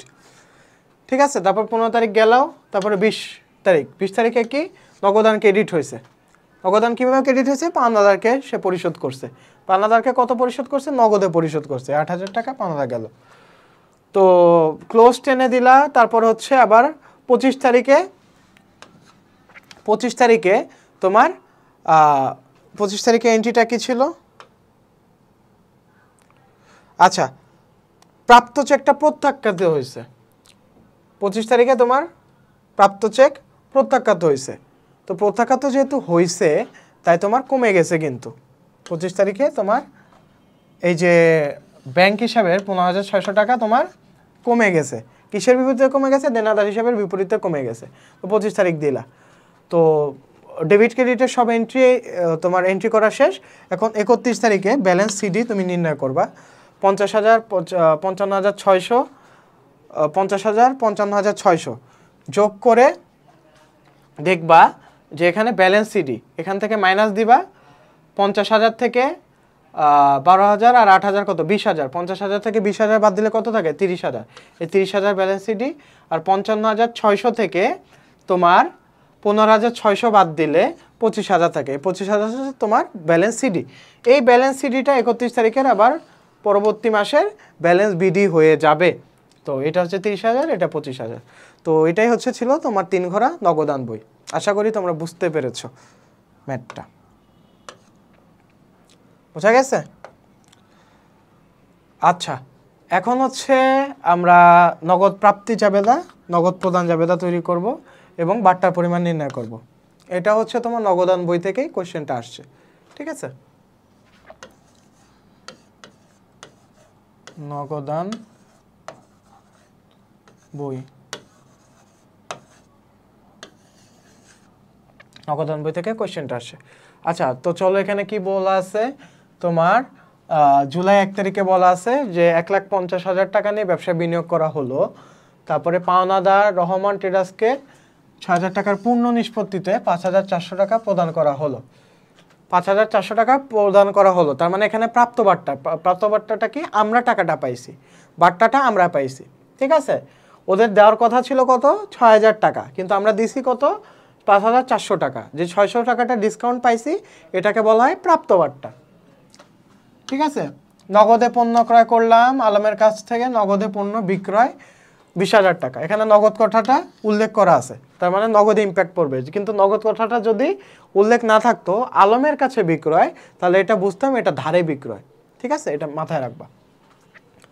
নগদে আসবাবপত্র ক্রয় করলাম, এখানে নগদ কথাটা উল্লেখ আছে, তার মানে নগদে ক্রয়। রহমানের কাছ থেকে চেক প্রাপ্তি, রহমানের কাছ থেকে চেক প্রাপ্তি, রহমানকে তোমার দেনাদার, আমরা দেনাদারের কাছ থেকে চেক প্রাপ্ত হয়েছি, তার মানে ব্যাংক হিসাব বৃদ্ধি পাবে। জনতা ট্রেডার্সের কাছ থেকে পাওনা 11,500 টাকার পূর্ণ নিষ্পত্তিতে 11,000 টাকা পাওয়া গেল। 11,500 টাকার পূর্ণ নিষ্পত্তিতে 11,000 টাকা পাওয়া গেল। এখানে আমরা বাট্টাটা দিছি, তার মানে এটা হচ্ছে প্রদত্ত বাট্টা। এটা হচ্ছে প্রদত্ত বাট্টা, এটা প্রাপ্ত আর এটা প্রদত্ত। প্রদত্ত, এটা প্রাপ্ত বাট্টা আর এটা প্রদত্ত বাট্টা। শামীম এন্টারপ্রাইজকে তাদের পাওনা 11,000 পরিশোধ করা হলো। তো এই ছিল মোটামুটি এন্ট্রি। এখন হচ্ছে আমরা বাট্টার পরিমাণ নির্ণয় করব। এখানে কিন্তু বলছে বাট্টার পরিমাণ, অর্থাৎ এখানে প্রাপ্ত বাট্টাও আসবে, প্রদত্ত বাট্টাও আসবে। এই যে দেখো, প্রাপ্ত বাট্টা 6,000 থেকে 5,400 বাদ দিলাম জুলাই 5 তারিখের। তাহলে চলো, জুলাই 5 তারিখে কি ছিল? পাওনাদার রহমান ট্রেডার্সকে 6,000 টাকার পূর্ণ নিষ্পত্তিতে 5,400 টাকা প্রদান করা হলো। 6,000 থেকে 5,400 বাদ দাও, কত থাকে? থাকে হচ্ছে 600। তেমনিভাবে প্রদত্ত বাট্টায় 28 তারিখে কী ছিল? জনতা ট্রেডার্সের কাছ থেকে পাওনা 11,500 টাকার পূর্ণ নিষ্পত্তিতে 11,000 টাকা পাওয়া গেল। তো 11,500 থেকে 11,000 বাদ দিলে কত থাকে? 500 টাকা। এই টোটাল বাট্টা কত আমার? 1,100 টাকা। 1,100 টাকা হচ্ছে আমার টোটাল বাট্টা বা মোট বাট্টা। টোটাল বাট্টা যেহেতু বলছে, প্রদত্ত বার্তা প্রাপ্ত বার্তা দুইটাই আসবে। ওকে, আশা করি বুঝতে পেরেছো। এখন হচ্ছে নগদ প্রাপ্তি আর নগদ প্রদান যাবে না। নগদ প্রাপ্তি মানে কি, আমার টাকাটা আসছে, প্রাপ্তি মানে কি টাকাটা আসা। ঠিক আছে, তো টাকা যেহেতু আসছে, কার বিপরীতে আসছে, টাকা আসলে কি হয়, ডেবিট হয়। নগদ প্রাপ্তি যাবে তো দেখো সব ডেবিট, এই যে নগদ ডেবিট, প্রদত্ত বার্তা ডেবিট, যা আসছে সব ডেবিট, আর যে যা গেছে সব ক্রেডিট। এই যে বিক্রয়ের বিপরীতে গেছে, বিক্রয় ক্রেডিট, কেনারা ক্রেডিট, অন্যান্য হিসাব ক্রেডিট। তাহলে ক্রেডিট হিসাব খাতগুলো সব এখানে লেখা হয়েছে। তাহলে জুলাই 1 তারিখে কি ছিল, মূলধন, মূলধন আনয়ন করা হয়েছিল। মূলধন আনয়ন করলে আমার কি হয়েছিল, নগদান হিসাব 1,50,000 টাকা ডেবিট হয়েছিল। আর অন্যান্য হিসাব, মূলধন যেহেতু বিক্রয় হিসাবের মধ্যেও পড়ে না, দেনাদার হিসাবের মধ্যেও পড়ে না, তাই অন্যান্য হিসাবে আমরা 1,50,000 টাকা ক্রেডিট করে দিতেছি। বোঝা গেছে? তারপরে জুলাই 12 বিক্রয় হিসাব। বিক্রয় হিসাব হচ্ছে তোমার বিক্রয় হিসাবের বিপরীতে আমার নগদ টাকাটা আসছিল, তো আমি নগদ বিক্রয় করছিলাম, তো 20,000 টাকা নগদের জন্য ডেবিট দিয়ে দিলাম, আর বিক্রয় হিসাব ক্রেডিট 20,000 টাকা দিলাম। শেষ, 12 তারিখের এন্ট্রি শেষ। তারপরে 20 তারিখেও আমি রহমানের কাছ থেকে টাকা পাইছি। ঠিক আছে, তো 20 তারিখের এন্ট্রি কী ছিল, চলো আবার একটু দেখে নিই। রহমানের কাছ থেকে চেক প্রাপ্তি 10,000 টাকা, তার মানে রহমানের কাছ থেকে আমার ব্যাংক হিসাবটা বৃদ্ধি পাইছে। তাহলে চলো দেখে নিই কী আছে। এই যে রহমানের কাছ থেকে 10,000 টাকা আমার বৃদ্ধি পাইছে নগদান হিসাব। ঠিক আছে, নগদান হিসাব বৃদ্ধি পাইছে, আর দেনাদার ক্রেডিট, রহমান যেহেতু একটা দেনাদার তাই 10,000 টাকা ক্রেডিট করলাম। তেমনিভাবে 28 তারিখেও আমার জনতা ট্রেডার্সের কাছ থেকে টাকাটা আমি পাইছি, এই জন্য 11,000 টাকা ডেবিট হবে। তাদের যেহেতু বার্তা দেওয়া লাগছে এই জন্য 500 টাকা ডেবিট হবে, এবং দেনাদার 11,500 টাকা ক্রেডিট হবে। ঠিক আছে, অর্থাৎ 28 তারিখের লেনদেনে কি বলা আছে, জনতা ট্রেডার্সের কাছ থেকে এত টাকা পাওয়া গেল। এই যে প্রদত্ত বার্তা 500 টাকা ছিল, নগদান হিসাব 11,000, আর টোটাল দেনাদার তোমার 11,500 টাকা ক্রেডিট। 11,000 নগদান ডেবিট, প্রদত্ত বার্তা ডেবিট, আর দেনাদার ক্রেডিট। তো এই গেল নগদ প্রাপ্তি যাবে না। তো এখন আছে নগদ প্রদান যাবে না। তো নগদ প্রাপ্তিতে যদি আমার টাকাটা ডেবিট হয়, নগদ প্রদান মানে কি, নগদটা চলে যাবে, নগদ টাকা চলে যাবে। তো চলে যদি যায় তাহলে এখানে নগদান ক্রেডিট হবে, বার্তাটা ক্রেডিট হবে, আর তেমনিভাবে ক্রয়, পাওনাদার, অন্যান্য এগুলো সব ডেবিট হবে। ঠিক আছে, উল্টাটা নগদ প্রদানে হচ্ছে সব উল্টাটা। এমনিভাবে দেখো জুলাই 5-এ কি হয়েছে, রহমান ট্রেডার্স হচ্ছে ডেবিট হিসাব খাত, অর্থাৎ রহমান ট্রেডার্সকে আমি টাকাটা দিয়ে দিয়েছিলাম, তার টাকাটা দিয়ে দিয়েছিলাম। এখানে আমরা 500 টাকা 600 টাকা প্রাপ্ত বার্তা পাইছিলাম, আর বাকি টাকাটা তোমার ক্রেডিট হয়েছে, নগদান হিসাব ক্রেডিট, টোটাল 6,000 টাকা। এখানে রহমান ট্রেডার্স হচ্ছে পাওনাদার, 6,000 টাকা ডেবিট, আর আমি প্রাপ্ত বার্তা কত পাইছিলাম 600 টাকা, আর নগদ কত দিছি 5,400 টাকা। তো এই গেল জুলাই 5। জুলাই 10-এ কি, ক্রয় হচ্ছে ডেবিট হিসাব খাত, অর্থাৎ ক্রয় করছিলাম, ক্রয় যেহেতু করছিলাম নগদে ক্রয় করছিলাম, নগদান হিসাব ক্রেডিট গেছে 12,000 টাকা, আর ডেবিট গেছে 12,000 টাকা। বোঝা গেছে? তারপর আসবাবপত্র তোমার কি করছিলাম, ক্রয় করছিলাম। তো এখানে ক্রয় হিসাব আর পাওনাদার হিসাবের মধ্যে যেহেতু আসবাবপত্র হিসাব নাই, তাই এটা অন্যান্য হিসাবে ডেবিট হবে 15,000 টাকা, আর হচ্ছে নগদান হিসাব ক্রেডিট হবে 15,000 টাকা, যেহেতু আমি 15,000 টাকা নগদে আসবাবপত্র ক্রয় করছিলাম। তেমনিভাবে জুলাই 30 তারিখে শামীম এন্টারপ্রাইজ ডেবিট হিসাব খাত, অর্থাৎ শামীম এন্টারপ্রাইজ ছিল পাওনাদার, তাকে আমি পরিশোধ করে দিছি, এই জন্য পাওনাদার হিসাব ডেবিট হবে, তার অ্যাকাউন্টে টাকাটা ঢুকে গেছে, শামীম এন্টারপ্রাইজের অ্যাকাউন্টে টাকাটা ঢুকে গেছে, এই জন্য 8,000 টাকা ডেবিট হবে পাওনাদার হিসাবে, আর নগদান হিসাব ক্রেডিট হবে। ঠিক আছে, তো এগুলো সব যোগ করে দেবা, যোগ করে যা থাকবে এটাই হচ্ছে নগদ প্রদান জাবেদা। তো আশা করি 5 নম্বর পর্যন্ত তোমরা বুঝতে পেরেছো। তো 6 নম্বর থেকে এখন আমরা সলভ করব একদম 11 নম্বর পর্যন্ত। ঠিক আছে, তো 6 নম্বর কোশ্চেনে তোমার মূলত ব্যাংক জমার উদ্ধৃত নির্ণয় করতে বলা হয়েছে, তারপর হচ্ছে প্রয়োজনীয় জাবেদা দাখিলা দাও, তারপরে তোমার ক্রেডিট মেমোরেন্ডাম ইস্যু করেছে তার পরিমাণ নির্ণয় করো। এই তিনটা মূলত 6 নম্বরের কোশ্চেন। তো চলো আগে দেখি 6 নম্বর কোশ্চেনে বলা আছে কি। 2020 সালে 30 জুন তারিখে সাব্বির কোম্পানি নগদান বই মোতাবেক ব্যাংক জমার পরিমাণ এত টাকা ছিল। ঠিক আছে, ব্যাংক জমা তোমার কি বলছে যে নগদান বই মোতাবেক ব্যাংক জমার পরিমাণ 87,300 টাকা ছিল। তার মানে এখানে ব্যাংক সমন্বয় বিবরণীতে একটা জিনিস মাথায় রাখবা যে কোশ্চেনে কোনটা দেওয়া আছে, নগদান বই অনুযায়ী ব্যাংক জমার উদ্ধৃত্ত দেওয়া আছে। তার মানে এখানে তোমার টিভিতে নগদান বই ধরে ধরে তোমার সলভ করতে হবে। কোন বই ধরে ধরে সলভ করবা? নগদান বই ধরে ধরে সলভ করবা। অর্থাৎ নগদান বই কোনটা অ্যাড হয়নি, কোনটা অ্যাড করা উচিত, এভাবে তুমি নগদান বই অ্যাডজাস্ট করবা। ঠিক আছে? যেহেতু নগদান বই মোতাবেক ব্যাংক জমার পরিমাণ ছিল, তাই অ্যান্সার কোনটা হবে? ব্যাংক বই মোতাবেক ব্যাংক জমার উদ্ধৃত্ত। ঠিক আছে? যেহেতু কোশ্চেনে আছে নগদান বই মোতাবেক ব্যাংক জমার উদ্ধৃত্ত, আর কোশ্চেনে যদি থাকতো ব্যাংক মোতাবেক ব্যাংক জমার উদ্ধৃত্ত, তাহলে তোমার অ্যান্সারে হতো নগদান বই মোতাবেক ব্যাংক জমার উদ্ধৃত্ত, অর্থাৎ উল্টাটা। ঠিক আছে? তো এখানে আমার ব্যাংক সমন্বয় বিবরণীতে, এটা মূলত ব্যাংক সমন্বয় বিবরণীর অঙ্ক, ব্যাংক সমন্বয় বিবরণী অর্থাৎ ব্যাংক সমন্বয় বিবরণী করার সময় তোমাদের কিন্তু অনেক সময় কনফিউশন দেখা যায় যে তোমরা কোনটা যোগ করবা কোনটা বাদ দিবা। এটা মূলত কনফিউশন দেখা দেওয়ার কারণ হচ্ছে তোমরা কোশ্চেনে কি বলা আছে এই অনুযায়ী সলভ করো না। এখানে বলা আছে নগদান বই অনুযায়ী ব্যাংক জমার পরিমাণ 87,300 টাকা, নগদান বই অনুযায়ী, অর্থাৎ নগদান বই ধরে ধরে তোমার সলভ করতে হবে।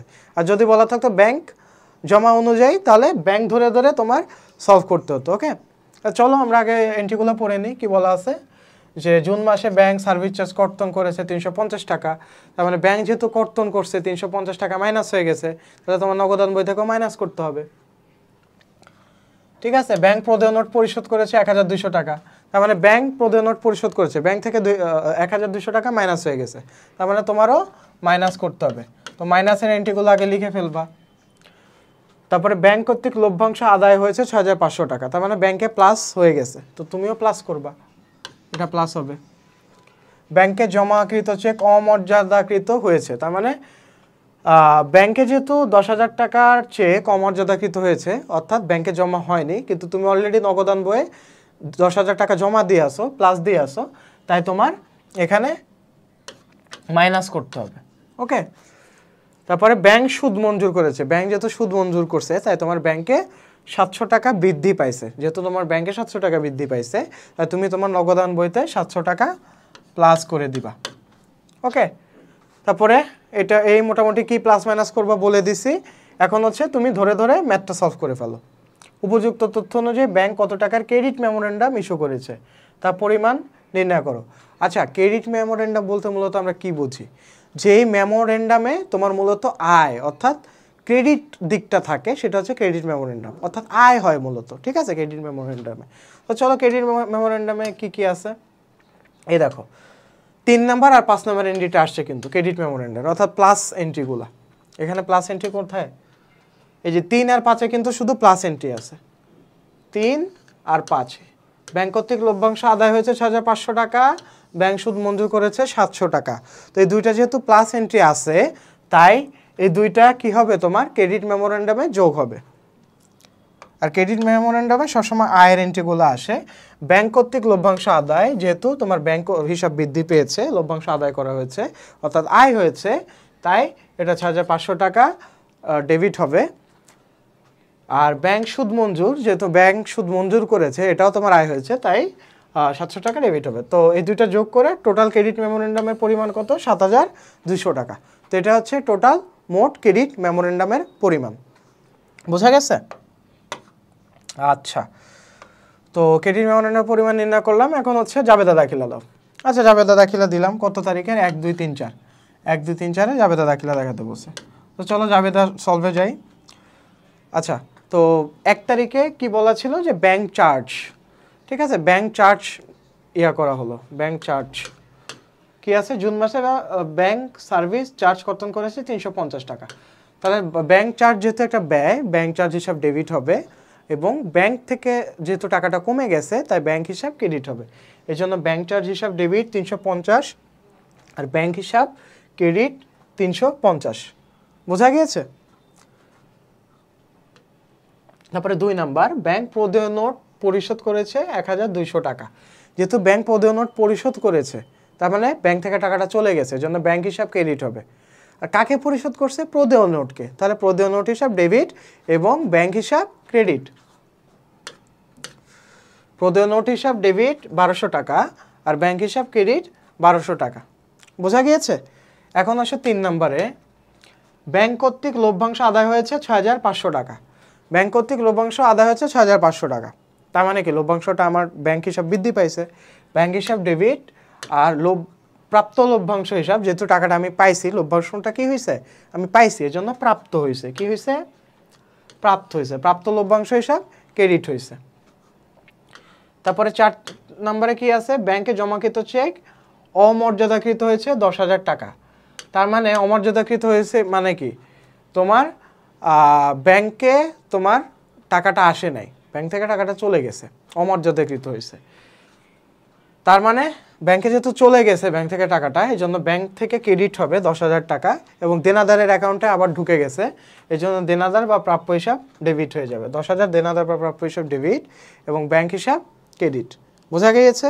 তো এই ছিল জাবেদা। তো এগুলো যোগ করে দিবা, 18,050 টাকা আসে।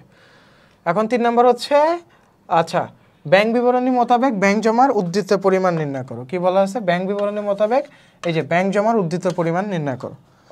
তাহলে আসো, নগদান বই অনুযায়ী ব্যাংক জমার উদ্ধৃত ওইটা দাও, দিলা, ব্যালেন্স আনলা 87,300 টাকা। নগদান বই অনুযায়ী ব্যাংক জমা 87,300 দিলা। এর সাথে যোগ হবে কোনটা কোনটা? 3 নাম্বার আর 5 নাম্বার যোগ হবে। আমরা আগেই তোমার আইডেন্টিফাই করে ফেলছিলাম। ব্যাংক কর্তৃক লভ্যাংশ আদায় যোগ হবে এবং ব্যাংক সুদ মঞ্জুর করলো, এটা যোগ হবে। কেন যোগ হবে? যেহেতু তোমার ব্যাংক কর্তৃক লভ্যাংশ আদায়, তার মানে ব্যাংকে অলরেডি প্লাস হয়ে গেছে, কিন্তু নগদান বইতে আমরা এখনো প্লাস করিনি, এই জন্য তোমার প্লাস করে দিলাম, 6,500 টাকা প্লাস করে দিলাম। তারপরে ব্যাংক সুদ মঞ্জুর করলে কি হয়? ওই যে ব্যাংকে আমরা যখন 1 লাখ টাকা রাখি, ওইটার সাথে তোমার 1 মাস পরে টাকা দেয় না, 1,000 করে প্রফিট বৃদ্ধি পায় না, এই যে প্রফিটটা, এটা হচ্ছে সুদ মঞ্জুর করা। ঠিক আছে? ইন্টারেস্ট পাওয়া। এই যে ইন্টারেস্টটা যে আমি পাইছি, এটা অলরেডি ব্যাংক হিসাবে জমা হয়ে গেছে, মানে ব্যাংকে অলরেডি 1,200 টাকা প্লাস করা আছে। তার মানে কি নগদান বই অনুযায়ী যে তোমার সলভ করতে হবে, নগদান বই আমরা প্লাস করে দিব, এই জন্য এটা প্লাস হলো, 700 টাকা প্লাস হলো, 94,500 টোটাল। আচ্ছা, এখন আমরা কি করব? বাকিগুলো বাদ দিয়ে দিব। ব্যাংক যেহেতু সার্ভিস চার্জ কর্তন করছে, ব্যাংক থেকে মাইনাস হয়েছে, আমারও নগদান বই মাইনাস করতে হবে। প্রদেয় নোট ব্যাংক পরিশোধ করে দিছে ব্যাংক থেকে, যেহেতু ব্যাংক থেকে প্রদেয় নোটের টাকাটা মাইনাস হয়ে গেছে, আমারও নগদান বই থেকে মাইনাস করে দিতে হবে। জমাকৃত চেক প্রত্যাখ্যাত হয়েছে, যেহেতু ব্যাংক থেকে প্রত্যাখ্যাত হয়েছে, এই জন্য ব্যাংক থেকে মাইনাস করা আছে, তো আমরা নগদান বই তো ব্যাংকের দেখা দেখি কী করে দিব? মাইনাস করে দিব। তাই জমাকৃত চেক যখন প্রত্যাখ্যান করা হবে তখন আমরা মাইনাস করব, যেহেতু আমরা নগদান বই অনুযায়ী সলভ করতেছি। ওকে, তো এই ছিল মোটামুটি তোমার ব্যাংক সমন্বয় বিবরণী 6 নাম্বার অঙ্কটা। এখন আমরা 7 নাম্বার ম্যাথে মুভ অন করব। আচ্ছা, তো 7 নাম্বার ম্যাথটাও হচ্ছে তোমার ব্যাংক সমন্বয় বিবরণীর। ঠিক আছে, 7 নাম্বার ম্যাথটা হচ্ছে তোমার ব্যাংক সমন্বয় বিবরণীর। তো এখানে আগেরবার আমরা ক্রেডিট মেমোরেন্ডাম ইস্যু করছিলাম, এখন হচ্ছে ডেবিট মেমোরেন্ডাম কত তার পরিমাণ নির্ণয় করব।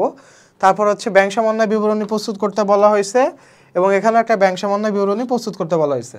তো আগেরবার জাস্ট আমরা একটা বই অনুযায়ী আর একটা বই করছিলাম, এখানে 2টা বই অনুযায়ী 2টা করব।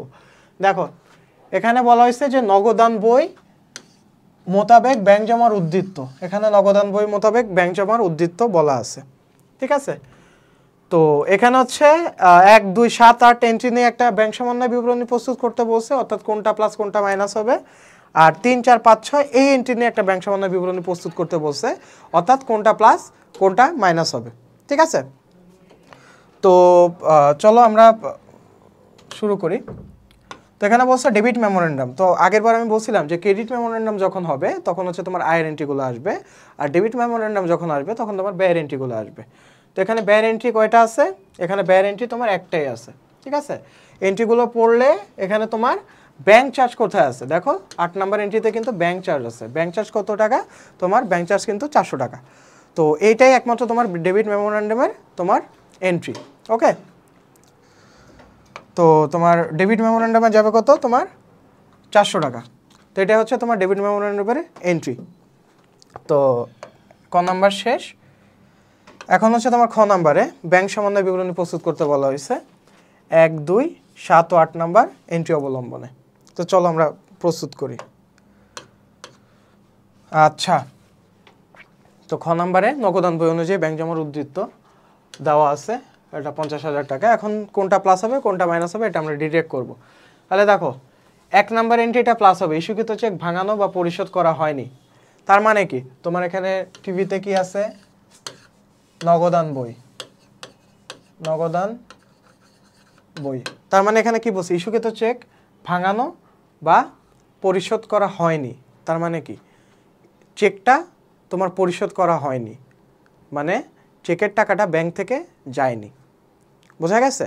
চেকের টাকাটা পরিশোধ করা যেহেতু হয়নি, তাই আমি তো মনে করতেছি যে নগদান বইতে আমরা কিন্তু অলরেডি চেকের টাকা যেহেতু ইস্যুকৃত চেক ভাঙানো বা পরিশোধ করা হয়নি, তো আমি যখন ইস্যু করছিলাম চেক তখন কিন্তু আমি নগদান বই থেকে মাইনাস করে দিছিলাম, কারণ এখানে আমার টাকাটা চলে যাচ্ছে। কিন্তু এখানে যেহেতু ভাঙানো হয়নি বা পরিশোধ করা হয়নি, তার মানে ব্যাংকে স্টিল টাকাটা আছে। ব্যাংকে যেহেতু স্টিল টাকাটা আছে, অর্থাৎ ব্যাংকে প্লাস আকারে আছে। তো যেহেতু ব্যাংকে প্লাস আকারে আছে, তাহলে আমাকেও কি করতে হবে, ব্যাংকের দেখা দেখি আমাকেও প্লাস আনতে হবে। তো এখানে ইস্যুকৃত চেক ভাঙানো বা পরিশোধ হয়নি, এজন্য তোমার প্লাস হয়েছে। বোঝা গিয়েছে? তারপরে সেমভাবে ব্যাংক সুদ মঞ্জুর করলো। ব্যাংক সুদ মঞ্জুর করলে কি হয়, ব্যাংকে টাকাটা তোমার কি হয়, ব্যাংকে এটা ধরো ব্যাংকের, আর এটা হচ্ছে নগদান বইয়ের, ব্যাংকে তোমার প্লাস হয়ে গেছে টাকাটা। ব্যাংক সুদ মঞ্জুর করলে ব্যাংকে তোমার টাকাটা ঢুকে গেছে, অর্থাৎ ইন্টারেস্ট হিসেবে চলে গেছে। তো যেহেতু ইন্টারেস্ট হিসেবে চলে গেছে, কিন্তু তোমার নগদান বইতে কিন্তু এখনও এটা অ্যাড হয়নি, তো তোমার অ্যাড করতে হবে। এই যে 600 টাকা তোমার অ্যাড করলা, টোটাল 2600 টাকা আসলো। এখন দেখো বিয়োগ কোনগুলো হচ্ছে, বিয়োগ হচ্ছে তোমার জমাকৃত চেক ব্যাংক বিবরণীতে ক্রেডিট হয়নি, ব্যাংক বিবরণীতে ক্রেডিট হয়নি। তার মানে কি, যেই চেকটা তোমার জমা করা আছে, জমাকৃত চেক ব্যাংক বিবরণীতে ক্রেডিট হয়নি, মানে ব্যাংক থেকে এখনো ক্রেডিট হয়নি। তো ব্যাংক থেকে যেহেতু ক্রেডিট হয়নি, তা তোমাকে নগদান বইতে কি হবে, ওটা বাদ দিয়ে দিতে হবে। ব্যাংক থেকে ক্রেডিট হয়নি, তাই তোমার নগদান বইতে বাদ দিয়ে দিতে হবে, এটা তুমি মাইনাস করে দিবা। তারপর হচ্ছে ব্যাংক চার্জ। ব্যাংক চার্জ মানে কি, ব্যাংক থেকে টাকাটা চলে যাচ্ছে, তোমার এই যে তোমাদের যাদের অ্যাকাউন্ট আছে তাদের দেখবে ব্যাংকের বিভিন্ন সার্ভিস চার্জ দিতে হয়, বা অ্যাকাউন্ট মেনটেন্যান্স চার্জ দিতে হয়, বা তোমার যে ডেবিট কার্ড বা ক্রেডিট কার্ড ইউজ করো এটার জন্য একটা চার্জ প্রযোজ্য হয়। তো এই চার্জটা তোমার মাইনাস হয়ে যাবে, ব্যাংক থেকে যেহেতু মাইনাস হয়ে গেছে, নগদান বইয়েও তোমার মাইনাস হয়ে যাবে। বোঝা গিয়েছে? তো এই ছিল তোমার 1, 2, 7, 8-এর এন্ট্রি। তারপর হচ্ছে আর একটা তোমার ব্যাংক বিবরণী প্রস্তুত করতে হবে সেমভাবে বাকি এন্ট্রিগুলো নিয়ে।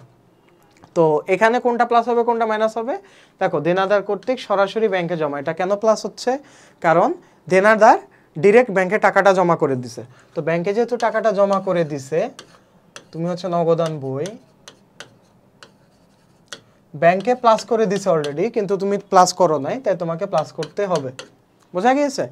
তারপরে জমাকৃত চেক প্রত্যাখ্যিত হয়েছে, এটা বাদ যাবে কেন, জমাকৃত চেক কেন প্রত্যাখ্যান হয়েছে, কারণ ব্যাংকে টাকাটা মাইনাস হয়ে গেছে, তাই তোমাকেও মাইনাস করতে হবে। বোঝা গেছে? তোমার এখানে প্লাস আকারে ছিল জমাকৃত চেক প্রত্যাখ্যান, তোমার এখানে প্লাস আকারে ছিল, কিন্তু ব্যাংক থেকে প্রত্যাখ্যান যেহেতু হয়েছে, তার মানে ব্যাংকে মাইনাস করে দিছে, তাই তোমাকেও এটা প্লাসটা মুছে এটা তোমাকেও মাইনাস করে দিতে হবে। বোঝা গিয়েছে? তো জমাকৃত চেক প্রত্যাখ্যান হয়েছে, এটা বাদ যাবে। তারপরে আদায়ের জন্য জমাকৃত প্রাপ্য মোট আদায় হয়নি, জমাকৃত প্রাপ্য মোট আদায় হয়নি, তার মানে যে প্রাপ্যটা আদায়ের জন্য দেওয়া হয়েছিল ওটা আদায় হয়নি। আদায় যেহেতু হয়নি, তার মানে আমাকে আদায়, তোমার আমি তো ভাবছিলাম যে আদায় হয়ে গেছে, তাই জন্য প্লাস আকারে ছিল। ঠিক আছে, নগদান বইতে আমার কি আকারে ছিল, প্লাস আকারে ছিল, কিন্তু এখানে যেহেতু আদায় হয়নি, আদায়ের জন্য জমাকৃত মোট প্রাপ্য আদায় হয়নি, তাই আমার মাইনাস করে দিতে হবে, যেহেতু আমার প্লাস করা ছিল তাই মাইনাস করে দিতে হবে, বাদ যাবে। তারপরে পাওনাদারকে ইস্যুকৃত চেক কম লেখা হয়েছে। আচ্ছা, পাওনাদারকে আমি যে চেকটা ইস্যু করছিলাম এটা অ্যামাউন্টটা কম লেখা হয়েছে, তো যেহেতু কম লেখা হয়েছে, তা তোমার ব্যাংক বিবরণীতে কি আছে, ব্যাংক থেকে কম লেখা হয়েছে, তাই তোমাকে ইয়ার থেকেও মাইনাস করতে হবে, তোমার নগদান বই থেকেও মাইনাস করতে হবে। তো ওখানে ছিল নগদান বই অনুযায়ী ব্যাংক জমা, তুমি বের করলা কি ব্যাংক বিবরণী অনুযায়ী ব্যাংক জমা। ঠিক আছে, তো টোটাল যেটা যোগ করবা, টোটাল যোগ বিয়োগ করে 48,900 টাকা আসে। তো এটাই হচ্ছে ব্যাংক বিবরণী অনুযায়ী ব্যাংক জমা। আশা করি বুঝতে পেরেছো তোমরা অঙ্কটা। আচ্ছা, এখন হচ্ছে আমরা 8 নাম্বার ম্যাথটা সলভ করব। তো এটা হচ্ছে তোমার রেওয়ামিল এই চ্যাপ্টারটা থেকে, এটা তোমাদের অনেক প্রিয় একটা চ্যাপ্টার, কারণ এই চ্যাপ্টার থেকে খুব ইজিলি ম্যাথ সলভ করা যায় আর খুব দ্রুত সলভ করা যায়। ঠিক আছে, তাহলে রেওয়ামিল থেকে চ্যাপ্টারটা আমরা সলভ করবো, এই চ্যাপ্টারটা। ওকে, তো প্রথমেই আমরা রেওয়ামিলের যে ছকটা আছে এখানে কোনটা ডেবিট কোনটা ক্রেডিট এটা নির্ণয় করে ফেলবো। আচ্ছা, মূলধন কি হবে? মূলধন হচ্ছে মালিকানা শব্দের মধ্যে, মূলধন ক্রেডিট। কল কবজা কি? তোমার সম্পত্তির মধ্যে, কল কবজা ডেবিট। নগদ ব্যাংক কি? তোমার সম্পত্তির মধ্যে পড়ে, নগদ ব্যাংক ডেবিট। পণ্য ক্রয় কি? পণ্য ক্রয় হচ্ছে ব্যয়, ব্যয় হলে ডেবিট হয়। আচ্ছা, এখানে আর একটা জিনিস লিখে রাখি, কোনটা ডেবিট কোনটা ক্রেডিট হয়। সম্পদ আর ব্যয়, সম্পদ আর ব্যয় বৃদ্ধি পেলে ডেবিট হয়, হ্রাস পেলে ক্রেডিট হয়। বৃদ্ধি পেলে ডেবিট হয় আর হ্রাস পেলে ক্রেডিট হয়। আর আয়, দায় ও মালিকানা সত্ত্ব উল্টাটা হয়, বৃদ্ধি পেলে ক্রেডিট আর হ্রাস পেলে ডেবিট হয়। ওকে, এই জিনিসটা মাথায় রাখবা। তো ভাড়া প্রাপ্তি, ভাড়া যেহেতু প্রাপ্তি হয়েছে তার মানে কি আমার আয় বৃদ্ধি পাইছে, আয় বৃদ্ধি পেলে কি হয়? ক্রেডিট হয়। শিক্ষানবিশ ভাতা, ভাতা যেহেতু আমি দিচ্ছি তার মানে এটা হচ্ছে ব্যয়, ব্যয় হলে কি হয়? ব্যয় বৃদ্ধি পেলে ডেবিট হয়। অগ্রিম বীমা, খরচের অগ্রিম, এটা কি? তোমার সম্পদ, তো সম্পদ বৃদ্ধি পেলে ডেবিট হয়। প্রদেয় নোট, প্রদেয় নোটটা কি? একটা দায়, চলতি দায়, তো দায় বৃদ্ধি পেলে ক্রেডিট হয়। পণ্য বিক্রয়, আয়, ক্রেডিট। ঋণের সুদ, ক্রেডিট জেরের সুদ সবসময়, ঋণ যেহেতু ক্রেডিট, ক্রেডিট জেরের সুদ ডেবিট। একটা জিনিস মাথায় রাখবা যে ক্রেডিট জেরের সুদ, ক্রেডিট জেরের সুদ হবে ডেবিট, আর ডেবিট জেরের সুদ হবে ক্রেডিট, অর্থাৎ উল্টাটা। ঠিক আছে, উল্টা জিনিসটা হবে, ডেবিট জেরের সুদ ক্রেডিট হবে আর ক্রেডিট জেরের সুদ হবে ডেবিট। আচ্ছা, তাহলে এখানে যেহেতু ক্রেডিট জেরের সুদ আছে তাই এটা ডেবিট হবে। আমানত, আমানত যেহেতু ডেবিট, ডেবিট জেরের সুদ হবে ক্রেডিট। বকেয়া বেতন, খরচের বকেয়া কি হয়? খরচের বকেয়া দায় আর খরচের অগ্রিম সম্পদ, এই জিনিসটা মাথায় রাখবা। খরচের বকেয়া দায় আর খরচের অগ্রিম সম্পদ। ঠিক আছে, খরচের বকেয়া দায় আর খরচের অগ্রিম কি হয়? সম্পদ।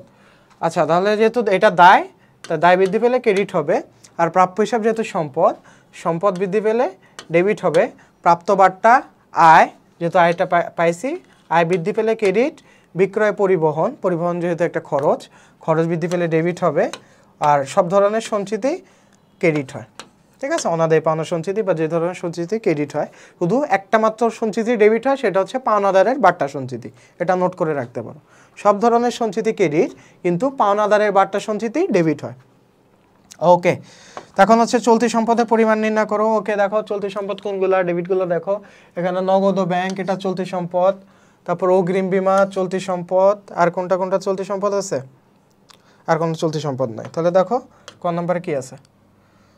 আচ্ছা, এই যে নগদ ব্যাংক 60,000 টাকা চলতি সম্পদ, অগ্রিম বীমা চলতি সম্পদ। ও প্রাপ্য হিসাব ছিল, প্রাপ্য হিসাব কই? এই যে প্রাপ্য হিসাব, হ্যাঁ এটাও চলতি সম্পদ, প্রাপ্য হিসাব চলতি সম্পদ। তো টোটাল মোট চলতি সম্পদ কত? 80,000 টাকা। তো মোট চলতি সম্পদের পরিমাণ আমরা নির্ণয় করলাম। এখন হচ্ছে রেওয়ামিল প্রস্তুত করব। আমরা তো ডেবিট ক্রেডিট নির্ণয় করে ফেলছি, এখন জাস্ট বসায় দাও। তো দেখো যেটা বলছিলাম যে মূলধন ক্রেডিটে গেছে, তারপর হচ্ছে কল কবজা যেহেতু সম্পদ, সম্পদ তোমার ডেবিটে গেছে। নগদ ও ব্যাংক চলতি সম্পদ ডেবিটে গেছে। পণ্য ক্রয় ব্যয় ডেবিটে গেছে। ভাড়া প্রাপ্তি যেহেতু আয়, এটা ক্রেডিটে গেছে 4,000। শিক্ষানবিশ ভাতা যেহেতু তোমার ব্যয়, এটা ডেবিটে গেছে 6,000। তারপর হচ্ছে অগ্রিম বীমা যেহেতু চলতি সম্পদ, এটা ডেবিটে গেছে 8,000। প্রদেয় নোট যেহেতু চলতি দায়, এটা ক্রেডিটে গেছে 4,000। তারপর হচ্ছে পণ্য বিক্রয় যেহেতু আয়, বিক্রয় করলে আয় হয়, তো এটা ক্রেডিটে গেছে 1,30,000। ঋণের সুদ, ক্রেডিট যার সুদ ডেবিট, এটা ডেবিটে গেছে 6,000। আমানতের সুদ, আমানত যেহেতু ডেবিট যার সুদ ক্রেডিট হয়, এই জন্য এটা ক্রেডিটে গেছে 5,000। ওকে, তারপরে বকেয়া বেতন, আমি তোমাদের বলছিলাম যে খরচের বকেয়া সবসময় দায় হয়, এজন্য তোমার ক্রেডিটে গেছে। ঠিক আছে, 7,000 ক্রেডিটে গেছে। প্রাপ্য হিসাব যেহেতু চলতি সম্পদ, এটা ডেবিটে গেছে 12,000। প্রাপ্তবাট্টা যেহেতু তোমার এটা আয়, তাই এটা ক্রেডিটে গেছে 3,000। বিক্রয় পরিবহন, এটা তোমার খরচ, তাই বিক্রয় পরিবহন কত হয়েছে? 8,000। আর অনাদায় পাওনা সঞ্চিতি, আমি তোমাদেরকে বলছি যে সব ধরনের সঞ্চিতি ক্রেডিট হয়। ঠিক আছে, তো ডেবিট ক্রেডিট যোগ করে ফেললা 2,45,000, 2,45,000। যদি ডেবিট ক্রেডিট না মিলে, তো যেই জায়গায় তোমার মিলতেছে না, যতটুকু মিলতেছে না, ওখানে অনিশ্চিত হিসাব দিয়ে তুমি মিলাই দিয়ে চলে আসবা। ওকে, টাইম ওয়েস্ট করার দরকার নাই। আচ্ছা, তো 3 নম্বরে ছিল আয় ও ব্যয়ের পার্থক্য নির্ণয় করো। তো আয় কোনটা ব্যয় কোনটা আমি তো তোমাদেরকে বলেই দিছিলাম। তো আয় সময়ের মধ্যে দেখো কি কি আসছে, ভাড়া প্রাপ্তি আসছে, পণ্য বিক্রয় আসছে, আমানতের সুদ, আমানত যেহেতু ডেবিট যেটা সুদ কি হয়? ক্রেডিট মানে আয়, তো এটা আসছে। প্রাপ্তবাট্টা ক্রেডিট আয়। তো এখানে হচ্ছে তুমি দ্রুত কিভাবে সলভ করবা, এই যে রা মিলে ক্রেডিট অংশ খুঁজবা, ক্রেডিট অংশে আয়ের অংশগুলো খুঁজবা, কোনটা কোনটা আয় হতে পারে। তো এটা তোমার দ্রুত সলভ করতে সাহায্য করবে। ঠিক আছে, তারপরে ব্যয় কোনগুলো আছে, সেমভাবে রেওয়ামিল খুলবা, রেওয়ামিল খুলে দেখবা ডেবিট কোন কোন অংশগুলো আছে। তো ডেবিট অংশগুলো তুমি ক্যাটাগরাইজ করে ফেলবা। তো ক্যাটাগরাইজ করে তোমার পণ্য ক্রয়, শিক্ষানবিশ ভাতা আছে, ক্রেডিট জেরের সুদ ডেবিট হয়, তারপর বিক্রয় পরিবহন আছে, অনাদায় পাওনা সঞ্চিতি আছে, সবই কি তোমার ব্যয়সমূহ। তো আয় থেকে ব্যয় বাদ দিলে যেটা থাকবে সেটাই হচ্ছে তোমার পার্থক্য। ঠিক আছে, তো এই ছিল রেওয়ামিলের অ্যান্সার। তো 8 নাম্বার কোশ্চেনটা আমরা সলভ করছিলাম, এখন হচ্ছে আমরা 9 নাম্বার কোশ্চেনটা সলভ করব।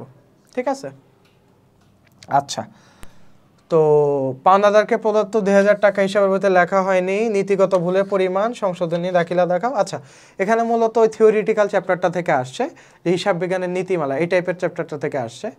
তো এই টাইপের চ্যাপ্টার থেকে তোমার মূলত এই ম্যাথটাই থাকে যে ভুল সংশোধনী দাখিলা দাও, আর হচ্ছে তোমার খতিয়ান হিসাব, এখানে তোমার অনিশ্চিত হিসাব প্রস্তুত করো বলা আছে। তো এখানে অনিশ্চিত হিসাব ক্রেডিট জের এত টাকা ধরে অনিশ্চিত হিসাব প্রস্তুত করো। আচ্ছা, তো চলো এখানে আগে ম্যাথটা পড়ে নিই। কি বলা আছে যে শাপলা ট্রেডার্সের হিসাবের বইতে নিম্নলিখিত ভুলগুলো রেওয়ামিল ধরা পড়ে। তো রেওয়ামিলের মধ্যে কি কি আছে? আসবাবপত্র ক্রয় 10,000 টাকা, তো 10,000 টাকা তোমার ডেবিট করা হয়েছে, ক্রয় হিসাবে ডেবিট করা হয়েছে। তো নীতিগত ভুল কোনটা হয় জানো? যখন সম্পদ হিসাব তোমার ব্যয় হিসাবে লেখা হয়, বা ব্যয় হিসাব সম্পদ হিসাব মনে করে লেখা হয়, তখন সেটাকে আমরা নীতিগত ভুল বলি। এটা সবসময় মাথায় রাখবা। ওকে, তো এখানে দেখো আসবাবপত্র ক্রয় হিসাবে ডেবিট করা হয়েছে, কিন্তু ডেবিট করার কথা ছিল কোন হিসাবে? আসবাবপত্র হিসাবে কিন্তু ডেবিট করার কথা ছিল, কিন্তু তা না করে ক্রয় হিসাবে ডেবিট করা হয়েছে। ঠিক আছে, তো এই ধরনের যে ভুলগুলো থাকে, এই ভুলগুলোকে বলা হয় নীতিগত ভুল। তারপর দেখো 2 নম্বর কি আছে? বিক্রয় হিসাবে যোগফল 5,000 টাকা কম দেখানো হয়েছে। আচ্ছা, 5,000 টাকা যেহেতু কম দেখানো হয়েছে, তোমার বেশি দেখাতে হবে। জীবন বীমা প্রিমিয়াম 1,200 টাকা প্রদান করে বীমা হিসাবে ডেবিট করা হয়েছে। আচ্ছা, কিন্তু বীমা কোনটা ডেবিট করার কথা ছিল? জীবন বীমা প্রিমিয়াম 1,200 টাকা প্রদান করে বীমা হিসাবে ডেবিট করা হয়েছে। ঠিক আছে, তো প্রিমিয়াম হিসাবে ডেবিট করার কথা ছিল, কিন্তু বীমা হিসাবে ডেবিট করা হয়েছে, এটা ভুল হয়েছে। তো এটা তুমি ঠিক করতে হবে। যন্ত্রপাতি সংস্থাপন ব্যয় যন্ত্রপাতি মেরামত হিসাবে লেখা হয়েছে। আচ্ছা, সংস্থাপন ব্যয় না লিখে মেরামত হিসাবে লেখা হয়েছে। তো মেরামত হিসাবে যেহেতু লেখা হয়েছে, ওইটা থেকে আগে মাইনাস করতে হবে, তারপর আবার সংস্থাপনে ডেবিট করে প্লাস করে ঢুকাই দিতে হবে। তারপরে 6,500 টাকার পুরাতন আসবাবপত্র বিক্রয় করে আসবাবপত্র হিসাবে 5,600 টাকা লেখা হয়েছে। আচ্ছা, তার মানে 6,500 থেকে 5,600 বাদ দিলে যেটা থাকে ওইটা হচ্ছে তোমার কম লেখা হয়েছে, তো ওইটা আবার বেশি লেখা হতে হবে, মানে বেশি বাড়ায় দেখাতে হবে। পাওনাদারকে প্রদত্ত এত টাকা হিসাবের বইতে লেখা হয়নি, তো হিসাবের বইতে যেহেতু লেখা হয়নি, হিসাবের বইতে তুমি লিখবা। তো চলো এখন আমরা ডিরেক্ট ক নম্বরে যাই। পাওনাদারকে প্রদত্ত উপযুক্ত তথ্যগুলো হতে নীতিগত ভুল বা ভুলগুলো চিহ্নিত করো, পরিমাণ নির্ণয় করো। তো চলো পরিমাণ নির্ণয় করি। তো প্রথমে হচ্ছে আসবাবপত্র ক্রয় হিসাবে লিপিবদ্ধ করা হয়েছে, এটা একটা নীতিগত ভুল।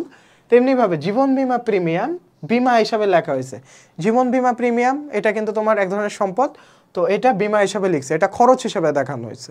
ঠিক আছে, যেটা সম্পদ এটাকে যদি আমি খরচ হিসাবে দেখাই, তখন সেই ধরনের ভুলকে আমরা বলবো নীতিগত ভুল। তেমনিভাবে যন্ত্রপাতি সংস্থাপন ব্যয় এটা সম্পদ হিসাবের মধ্যে থাকবে, কিন্তু মেরামত খরচ হিসেবে লেখা হয়েছে। তো এই তিনটাই হচ্ছে তোমার নীতিগত ভুল। বোঝা গিয়েছে? তো তিনটা হচ্ছে আমরা যোগ করে টোটাল আসে 14,700 টাকা। তো নীতিগত ভুলের পরিমাণ কত? 14,700 টাকা। এখন হচ্ছে আমরা সংশোধনী দাখিলাটা দেখব। আচ্ছা, তো সংশোধনী দাখিলা চলো যাই, জাবেদা দাখিলা। তো সংশোধনী দাখিলা, আচ্ছা সংশোধনী দাখিলা দেখো 2, 3, 4 ও 5 নাম্বার। 2 তারিখে দেখো কি বলা আছে যে বিক্রয় হিসাবে যোগফল 5,000 টাকা কম দেখানো হয়েছে। তাহলে যেহেতু 5,000 টাকা কম দেখানো হয়েছে, তার মানে 5,000 টাকা বেশি দেখাতে হবে। তো বিক্রয় হিসাব যেহেতু ক্রেডিটে 5,000 টাকা কম দেখানো হয়েছে, তো বিক্রয় হিসাব ক্রেডিটে আরও 5,000 টাকা বাড়ায় দেখাতে হবে এবং এর বিপরীতে অনিশ্চিত হিসাব টানতে হবে। ঠিক আছে, এই যে ক্রেডিটে 5,000 টাকা বাড়ায় দেখালাম এবং এর বিপরীতে অনিশ্চিত হিসাব 5,000 টাকা টানলাম। তারপরে 3 নাম্বার দেখো কি বলা আছে। 3 নম্বরে বলা আছে জীবন বীমা প্রিমিয়াম 1200 টাকা প্রদান করে বীমা হিসাবে ডেবিট করা হয়েছে। তাহলে বীমা হিসাবে যেহেতু ডেবিট করা হয়েছিল, তার মানে একটা ভুল হিসাবে ডেবিট করা হয়েছিল, তাই আগে বীমা হিসাবটা আগে ক্রেডিট করো। এই যে বীমা হিসাবটা আগে ক্রেডিট করলা, 1200 টাকা ক্রেডিট করলা। কার বিপরীতে করা হয়েছে? উত্তোলন। জীবন বীমা প্রিমিয়ামকে একটা উত্তোলন হিসাব না, তো উত্তোলন হিসাবের বিপরীতে তোমার বীমা হিসাবটা ক্রেডিট করা হয়েছে। ওকে, তেমনিভাবে যন্ত্রপাতি তোমার সংস্থাপন ব্যয় মেরামত খরচ হিসেবে দেখানো হয়েছে।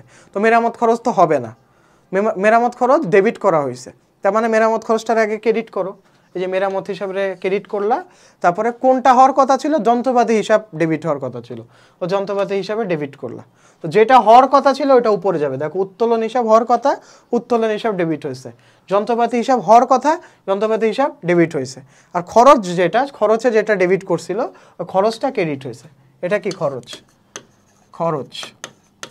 ক্রেডিট হয়েছে। এটা কি? খরচ ক্রেডিট হয়েছে। বোঝা গিয়েছে? আচ্ছা, তেমনিভাবে 5 নাম্বার দেখো, 5 নাম্বার বলা আছে 6,500 টাকা আসবাবপত্র বিক্রয় করে আসবাবপত্র হিসেবে 5,600 টাকা লেখা হয়েছে।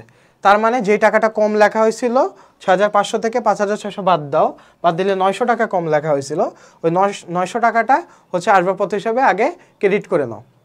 ঠিক আছে, আসবাবপত্র হিসাবে ক্রেডিট করে নাও, তারপর কোনটার বিপরীতে ক্রেডিট করবো? অনিশ্চিত হিসাবের বিপরীতে ক্রেডিট করবা। তো এই ছিল মোটামুটি তোমার সংশোধনী দাখিলা। এখন দুইটা যোগ করে দিবা, যা আসবে সেটা হচ্ছে জাবেদার যোগফল। এখন হচ্ছে অনিশ্চিত হিসাব প্রস্তুত করতে বলা হয়েছিল। অনিশ্চিত হিসাব প্রস্তুত করবা খতিয়ান, এটা হচ্ছে তোমার চলমান জের ছকে করছে। চলমান জের ছকে তোমরা করবা, এতে তোমার টাইম কম লস হবে। চলমান জের ছক, টাইম তোমার কম লস হবে। আচ্ছা, তো এখন হচ্ছে তোমার ওখানে কোশ্চেনে বলা ছিল যে ব্যালেন্স এত টাকা ধরে, দেখো ক্রেডিট জের 5,900 টাকা ধরে, তাহলে 5,900 টাকা ধরো ক্রেডিট জের। এই যে 5,900 টাকা তুমি ক্রেডিট জের ধরলা। তারপর হচ্ছে তুমি ইয়াতে যাবা, অনিশ্চিত হিসাব কোন কোন হিসাবে তোমার ছিল, জাবেদাতে যাবা। অনিশ্চিত হিসাব এখানে ডেবিট ছিল, আবার অনিশ্চিত হিসাব এখানে ডেবিট ছিল, তার মানে দুইটা ডেবিট আছে। কোনটার বিপরীতে? বিক্রয় হিসাবের বিপরীতে আর আসবাবপত্র হিসাবের বিপরীতে। তো আসবাবপত্র হিসাব আর বিক্রয় হিসাব লিখলা, আর হচ্ছে দুইটা ডেবিট করে দিলা। তো 5,900 5,000 ডেবিট করলে ক্রেডিটে থাকে 900 থেকে আবার 900 ডেবিট করলে তোমার ক্রেডিট ব্যালেন্স 0 থাকে। ক্রেডিট ব্যালেন্স কত থাকে? 0 থাকে। তো এই হচ্ছে তোমার অনিশ্চিত হিসাব। তো আশা করি তোমরা বুঝতে পেরেছো ম্যাথটা। এখন হচ্ছে আমরা 10 ও 11 নম্বর কোশ্চেনটা সলভ করব। মূলত তোমার 10 11 নম্বর কোশ্চেনে দেখবা অবচয় থেকেই তোমার ম্যাক্সিমাম ম্যাথ থাকে। তো অবচয়ে মেইনলি 2 টাইপের ম্যাথ থাকে। অবচয় তোমার জাবেদা দাখিলা দিতে বলতে পারে, তারপর হচ্ছে পুঞ্জীবিত অবচয় হিসাব প্রস্তুত করো, এই টাইপের একটা ম্যাথ থাকতে পারে।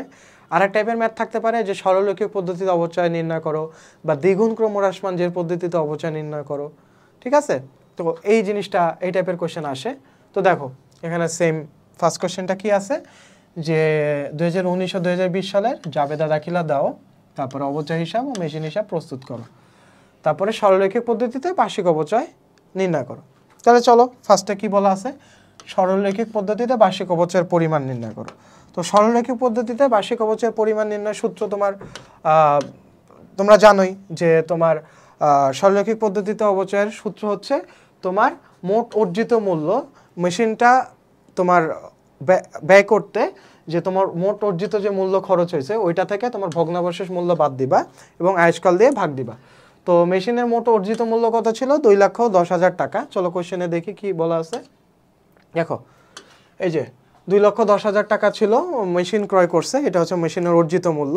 যেহেতু আর কোনো সংস্থাপন ব্যয় নেই, তো এখানে অর্জিত মূল্যের সাথে সংস্থাপন ব্যয় বা পরিবহন ব্যয় এগুলো যোগ হয়নি। তো অর্জিত মূল্যের সাথে তোমার ভগ্নাবশেষ মূল্য বাদ যাবে 10,000 টাকা এবং আয়ুষ্কাল দিয়ে ভাগ দিবা। যেটা থাকবে সেটা হচ্ছে অবচয়, বার্ষিক অবচয়। ঠিক আছে, তো বার্ষিক অবচয় কত? 40,000 টাকা। বার্ষিক অবচয় কত? 40,000 টাকা। তো এটা আমরা নির্ণয় করলাম। তো পরবর্তীতে আমরা কি নির্ণয় করব? পরবর্তীতে আমরা হচ্ছে জাবেদা দাখিলা দিব। তো জাবেদা দাখিলা এখানে মূলত 3টা হয়। তো প্রথমে 1 জানুয়ারি তারিখে মেশিন যখন ক্রয় করা হয় তখন একটা জাবেদা দাখিলা হয়। তারপরে অবচয়ের জাবেদা দাখিলা হয়। অবচয় যখন ক্লোজ করা হয়, ক্লোজিং এন্ট্রি টানার জন্য একটা জাবেদা দাখিলা হয়। তো মেশিন ক্রয় করলা, তখন মেশিন হিসাব, যখন মেশিন তুমি ক্রয় করলা তার মানে কি মেশিন হিসাব ডেবিট, নগদ টাকা যেহেতু চলে যাচ্ছে তাই নগদান হিসাব ক্রেডিট। তারপরে অবচয় খরচ, খরচ হিসাব ডেবিট হবে, পঞ্জীবিত অবচয় হিসাব ক্রেডিট হবে এবং এটা তুমি ক্লোজিং টেনে দিলা। 40,000 টাকা যে বের করছো, এই 40,000 টাকা তুমি ক্লোজিং টানবা। যেহেতু অবচয় খরচ তোমার মূলত বিশদায় বিবরণীতে যায়, তাই আয় সারাংশ হিসাব দিয়ে তুমি ক্লোজিং টেনে দিবা। অবচয় খরচ যেহেতু ডেবিট, ক্লোজিং টানার সময় এটা ক্রেডিট হয়ে যাবে, আর এর বিপরীতে আয় সারাংশ হিসাব ডেবিট হবে। ওকে, তো সেমভাবে 2020 সালে জাস্ট 2টা জাবেদা হবে, অবচয় হিসাব ডেবিট, পঞ্জীবিত অবচয় ক্রেডিট, আয় সারাংশ ডেবিট, অবচয় খরচ হিসাব ক্রেডিট। আর এখানে যেহেতু মেশিন আর আলাদা করে ক্রয় করেনি তাই মেশিনের জাবেদাটা আসতেছে না। তো সেম অ্যামাউন্ট বসে যাবে 40,000, 40,000, 40,000, 40,000। তো এই গেল মূলত তোমার জাবেদা দাখিলা। ঠিক আছে, তো নেক্সট হচ্ছে তোমার খতিয়ান প্রস্তুত করো। তো খতিয়ান তুমি প্রস্তুত করবা চলমান জের ছক, অবশ্যই চলমান জের ছকে করবা, এতে তোমার টাইমটা বাঁচাবে। তো খতিয়ানে চলো অবচয় হিসাব ফার্স্টে প্রস্তুত করি। অবচয় হিসাব তোমার ডিসেম্বর 31 তারিখে খতিয়ান হচ্ছে তুমি জাবেদা দেখে দেখে প্রস্তুত করবা। ঠিক আছে, জাবেদা দেখে দেখে প্রস্তুত করবা। তাহলে দেখো এখানে 2019 সালের ডিসেম্বর 31 তারিখে অবচয় খরচ কি ছিল? ডেবিট ছিল। কার বিপরীতে ডেবিট? পঞ্জীবিত অবচয় হিসাব মেশিনের বিপরীতে ডেবিট। তাহলে তোমার ঘরে পঞ্জীবিত অবচয় হিসাব মেশিন দাও, এর বিপরীতে ডেবিট 40,000, 40,000 দিলা। তারপরে দেখো আবার অবচয় খরচ কই আছে? এই যে অবচয় খরচ আছে। কিসের বিপরীতে? আয় সারাংশের বিপরীতে। তাহলে অবচয় খরচ এখানে তোমার ক্রেডিট আছে 40,000, তাহলে ক্রেডিট দাও। এই যে ক্রেডিট দিলা 40,000, আবার ক্রেডিট দিলা, আয় সারাংশ কেটে দিলা।